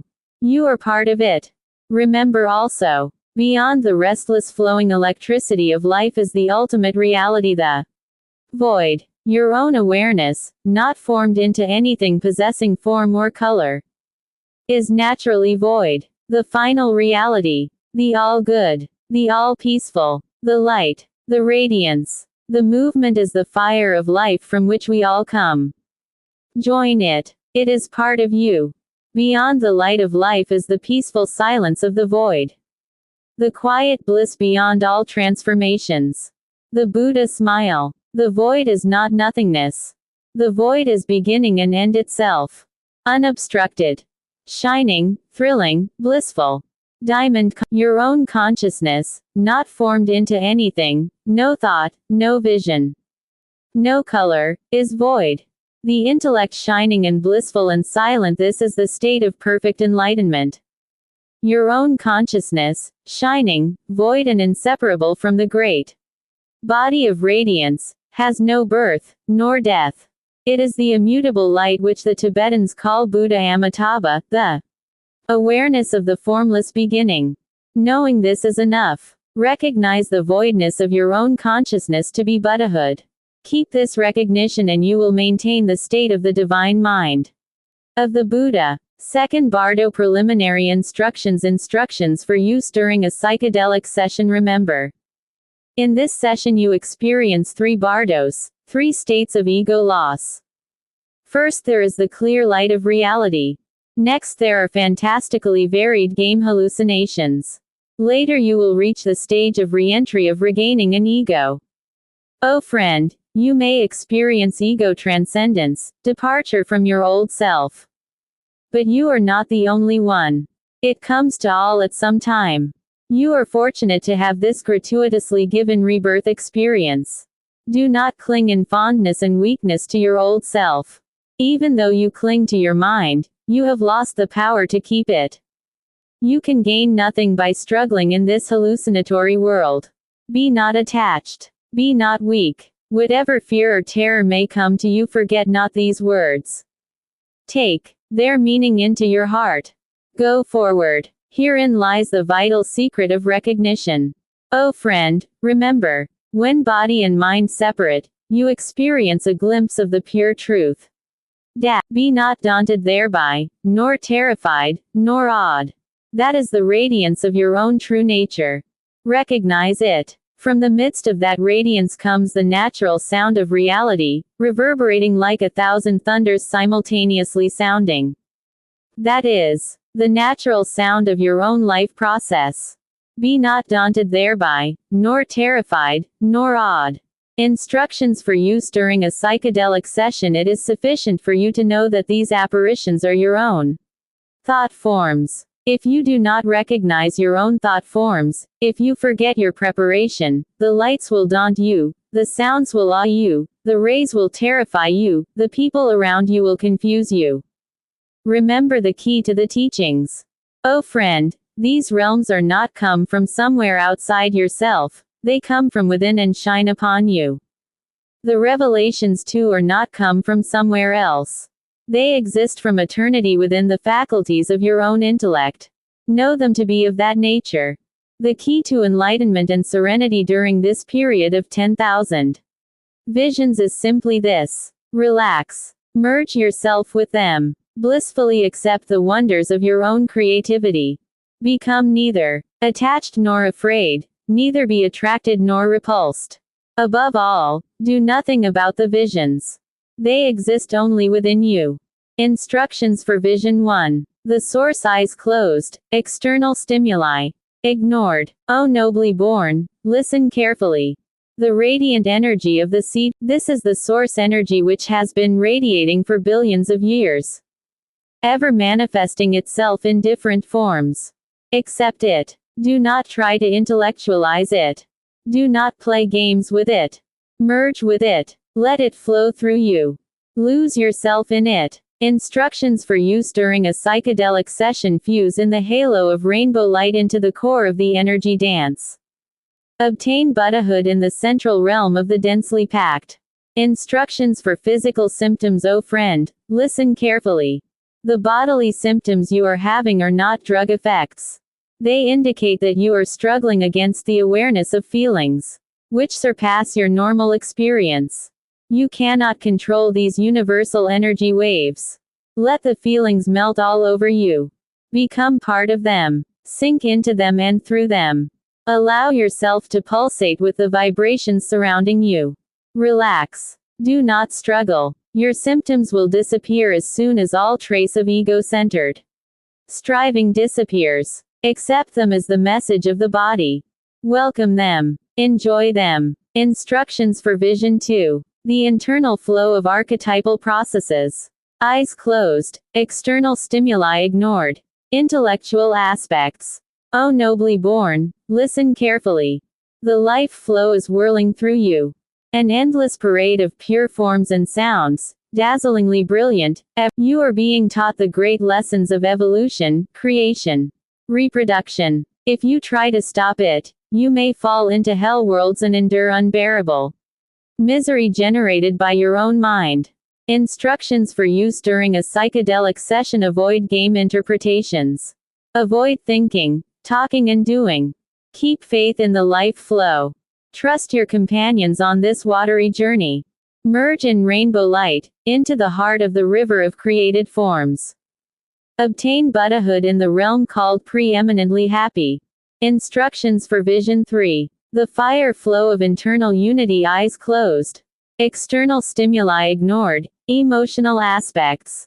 O nobly born, listen carefully. You are flowing outward into the fluid unity of life.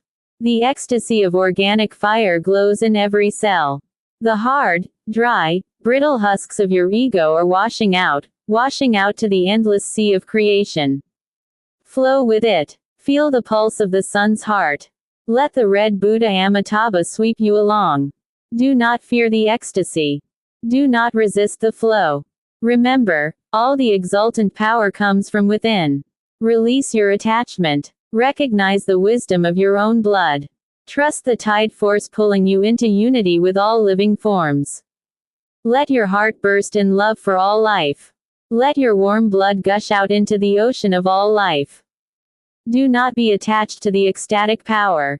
It comes from you. Let it flow. Do not try to hold on to your old bodily fears. Let your body merge with the warm flux. Let your roots sink into the warm life body. Merge into the heart. Instructions for Vision 4. The wave vibration structure of external forms. Eyes open. Rapt involvement with the external visual stimuli, intellectual aspects. Instructions for use during a psychedelic session. O nobly born, listen carefully. At this point you can become aware of the wave structure of the world around you. Everything you see dissolves into energy vibrations. Look closely and you will tune in on the electric dance of energy. There are no longer things and persons but only the direct flow of particles. Consciousness will now leave your body and flow into the stream of wave rhythm. There is no need for talk or action. Let your brain become a receiving set for the radiance. All interpretations are the products of your own mind. Dispel them. Have no fear. Exult in the natural power of your own brain, the wisdom of your own electricity. Abide in the state of quietude. As the three-dimensional world fragments, you may feel panic. You may beget a fondness for the heavy dull world of objects you are leaving. At this time, fear not the transparent, radiant, dazzling wave energy. Allow your intellect to rest. Fear not the hook rays of the light of life, the basic structure of matter, the basic form of wave communication. Watch quietly and receive the message. You will now experience directly the revelation of primal forms. Instructions for Vision 5. The vibratory waves of external unity. Eyes open. This is only the attempt of the ego to maintain its separate identity. Allow yourself to feel the unity of all. Merge with the world around you. Be not afraid. Enjoy the dance of the puppets. They are created by your own mind. Allow yourself to relax and feel the ecstatic energy vibrations pulsing through you. Enjoy the feeling of complete oneness with all life and all matter. The glowing radiance is a reflection of your own consciousness. It is one aspect of your divine nature. Do not be attached to your old human self. Instructions for use during a psychedelic session. Do not be alarmed at the new and strange feelings you are having. If you are attracted to your old self, you will be reborn shortly for another round of game existence. Exercise humble trust and remain fearless. You will merge into the heart of the blessed Ratnasambhava, in a halo of rainbow light, and attain liberation in the realm endowed with glory. Instructions for Vision 6. The retinal circus. O nobly born, listen well. You are now witnessing the magical dance of forms. Ecstatic kaleidoscopic patterns explode around you. All possible shapes come to life before your eyes. The retinal circus. The ceaseless play of elements, earth, water, air, fire, in ever-changing forms and manifestations, dazzles you with its complexity and variety. Relax and enjoy the rushing stream. Do not become attached to any vision or revelation. Let everything flow through you. If unpleasant experiences come, let them flit by with the rest. Do not struggle against them.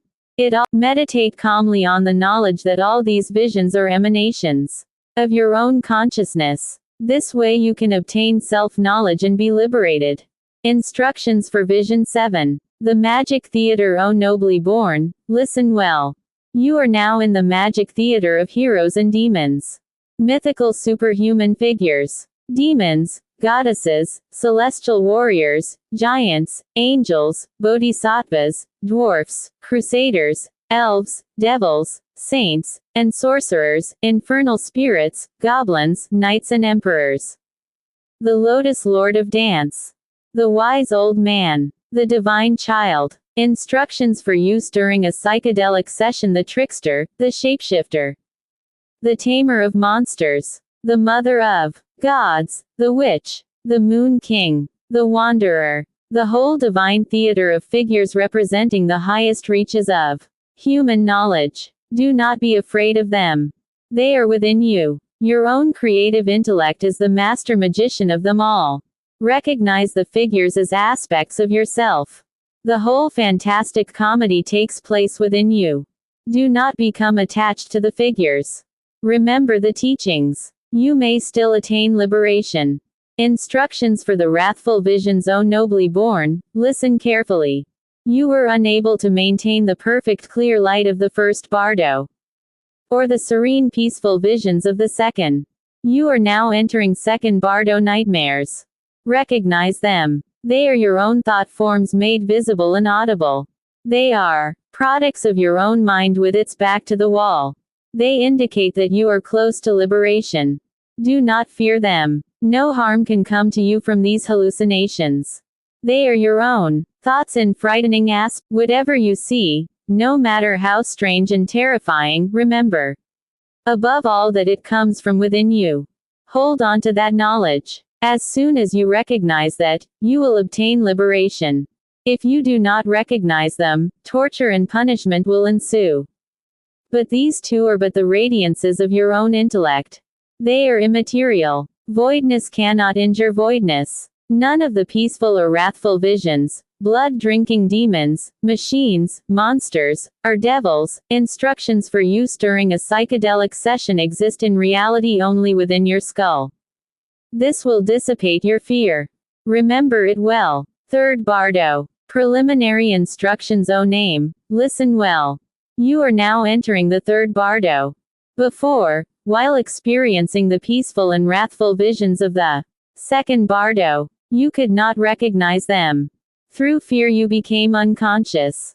Now, as you recover, your consciousness rises up, like a trout leaping forth out of water, striving for its original form. Your former ego has started to operate again. Do not struggle to figure things out. If through weakness you are attracted to action and thinking, you will have to wander amidst the world of game existence, and suffer pain. Relax your restless mind. O name, you have been unable to recognize the archetypal forms of the second bardo. You have come down this far. Now, if you wish to see the truth, your mind must rest without distraction. There is nothing to do, nothing to think. Float back to the unobscured, primordial, bright, void state of your intellect. In this way you will obtain liberation. If you are unable to relax your mind, meditate on name of protective figure. Meditate on your friend's name. Think of them with profound love and trust, as overshadowing the crown of your head. This is of great importance. Be not distracted. O name, you may now feel the power to perform miraculous feats. Instructions for use during a psychedelic session: to perceive and communicate with extrasensory power, to change shape, size and number, to traverse space and time instantly. These feelings come to you naturally, not through any merit on your part. Do not desire them. Do not attempt to exercise them. Recognize them as signs that you are in the third bardo, in the period of re-entry into the normal world. O name, if you have not understood the above, at this moment, as a result of your own mental set, frightening visions may come. Gusts of wind and icy blasts. Humming and clicking of the controlling machinery, mocking laughter. You may imagine terror-producing remarks. Guilty, stupid, inadequate, nasty. Such imagined taunts and paranoid nightmares are the residues of selfish, ego-dominated game playing. Fear them not. They are your own mental products. Remember that you are in the third bardo. You are struggling to re-enter the denser atmosphere of routine game existence. Let this re-entry be smooth and slow. Do not attempt to use force of willpower. O name, as you are driven here and there by the ever-moving winds of karma, is like a feather tossed about by the wind, or like a rider on the horse or breath. Ceaselessly and involuntarily you will wander about, calling in despair for your old ego. Your mind races along until you are exhausted and miserable. Do not hold on to thoughts. Allow the mind to rest in its unmodified state. Meditate on the oneness of all energy. Thus you will be free of sorrow, terror, and confusion. Instructions for use during a psychedelic session. You may feel confused and bewildered. You may be wondering about your sanity. You may look at your fellow voyagers and friends, and sense that they cannot understand you. You may think, "I am dead. What shall I do?" and feel great misery, just like a fish cast out of water on red-hot embers. You may wonder whether you will ever return. Familiar places, relatives, people known to you appear as in a dream, or through a glass darkly. If you are having such experiences, thinking will be of no avail. Do not struggle to explain. This is the natural result of your own mental program. Such feelings indicate that you are in the third bardo. Trust your guide, trust your companions, trust the compassionate Buddha, meditate calmly and without distraction. O name, you may now feel as if you are being oppressed and squeezed, like between rocks and boulders, or like inside a cage or prison. Remember, these are signs that you are trying to force a return to your ego. There may be a dull, the re-entry will happen by itself. Recognize where you are. Recognition will lead to liberation. Instructions for re-entry visions. O name, you have still not understood what is happening so far. You have been searching for your past personality. Unable to find it, you may begin to feel that you will never be the same again, that you will come back a changed person. Instructions for use during a psychedelic session. Saddened by this, you will feel self-pity. You will attempt to find your ego, to regain control. So thinking, you will wander here and there, ceaselessly and distractedly. Different images of your future self will be seen by you.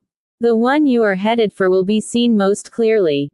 The special art of these teachings is particularly important at this moment. Whatever image you see, meditate upon it as coming from the Buddha. That level of existence also exists in the Buddha. This is an exceedingly profound art. It will free you from your present confusion. Meditate upon name of protective ideal for as long as possible. Visualize him as a form produced by a magician, then let his image melt away, starting with the extremities, till nothing remains visible. Put yourself in a state of clearness and voidness. Abide in that state for a while. Then meditate again on your protective ideal. Then again on the clear light.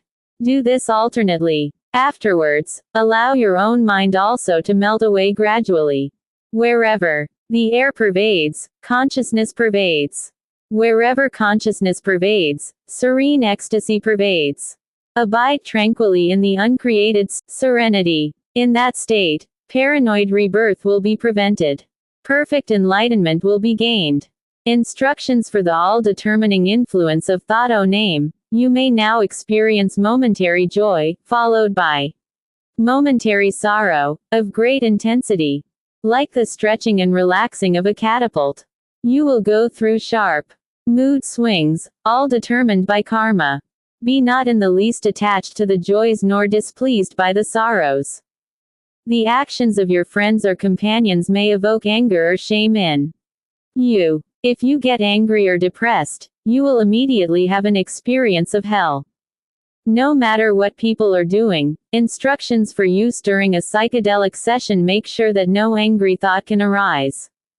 Meditate upon love for them.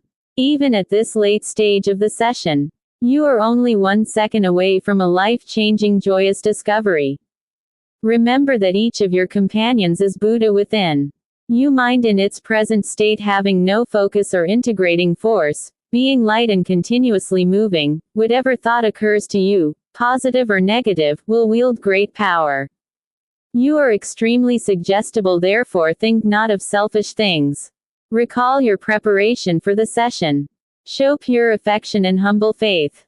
Through hearing these words, recollection will come. Recollection will be followed by recognition and liberation. Instructions for judgment visions. O name, if you are experiencing a vision of judgment and guilt, listen carefully. That you are suffering like this is the result of your own mental set.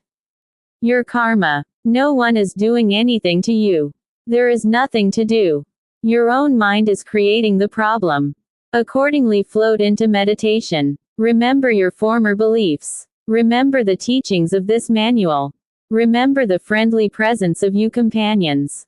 If you do not know how to meditate, concentrate on any single object or sensation. Hold this hand, the wanderer, an object. Concentrate on the reality of this. Recognize the illusory nature of existence and phenomena. This moment is of great importance. If you are distracted now, it will take you a long time to get out of the quagmire of misery. Up till now, the bardo experiences have come to you and you have not recognized them. You have been distracted. On this account, you have experienced fear and terror. Instructions for use during a psychedelic session. Even though unsuccessful thus far, you may recognize and obtain liberation here. Your session can still become ecstatic and revelatory. If you do not know how to meditate, remember person's ideal. Remember your companions. Remember this manual. Think of all these fears and terrifying apparitions as being your own ideal, or as the compassionate one. They are divine tests. Remember your guide. Repeat the names over and over. Even though you fall, you will not be hurt. Instructions for sexual visions. O name. At this time you may see visions of mating couples. Remember to withhold yourself from action or attachment. Humbly exercise your faith. Float with the stream. Trust the process with great fervency. Meditation and trust in the unity of life are the keys. If you attempt to enter into your old personality because you are attracted or repulsed, if you try to join the orgy, you are hallucinating. You will be reborn on an animal level. You will experience possessive desire and jealousy. You will suffer stupidity and misery. If you wish to avoid these miseries, listen and recognize. Reject the feelings of attraction or repulsion. Remember the downward pull opposing enlightenment is strong in you. Meditate upon unity with your fellow voyagers. Abandon jealousy. Be neither attracted nor repulsed by your sexual hallucinations. If you are, you will wander in misery a long time. Repeat these words to yourself and meditate on them. Instructions for use during a psychedelic session. 4 methods of preventing re-entry. First method. Meditation on the Buddha. O name. Tranquilly meditate upon your protective figure name. He is like the reflecting of the moon in water. He is apparent yet non-existent. Like illusion produced by magic. If you have no special protective figure, meditate upon the Buddha or upon me.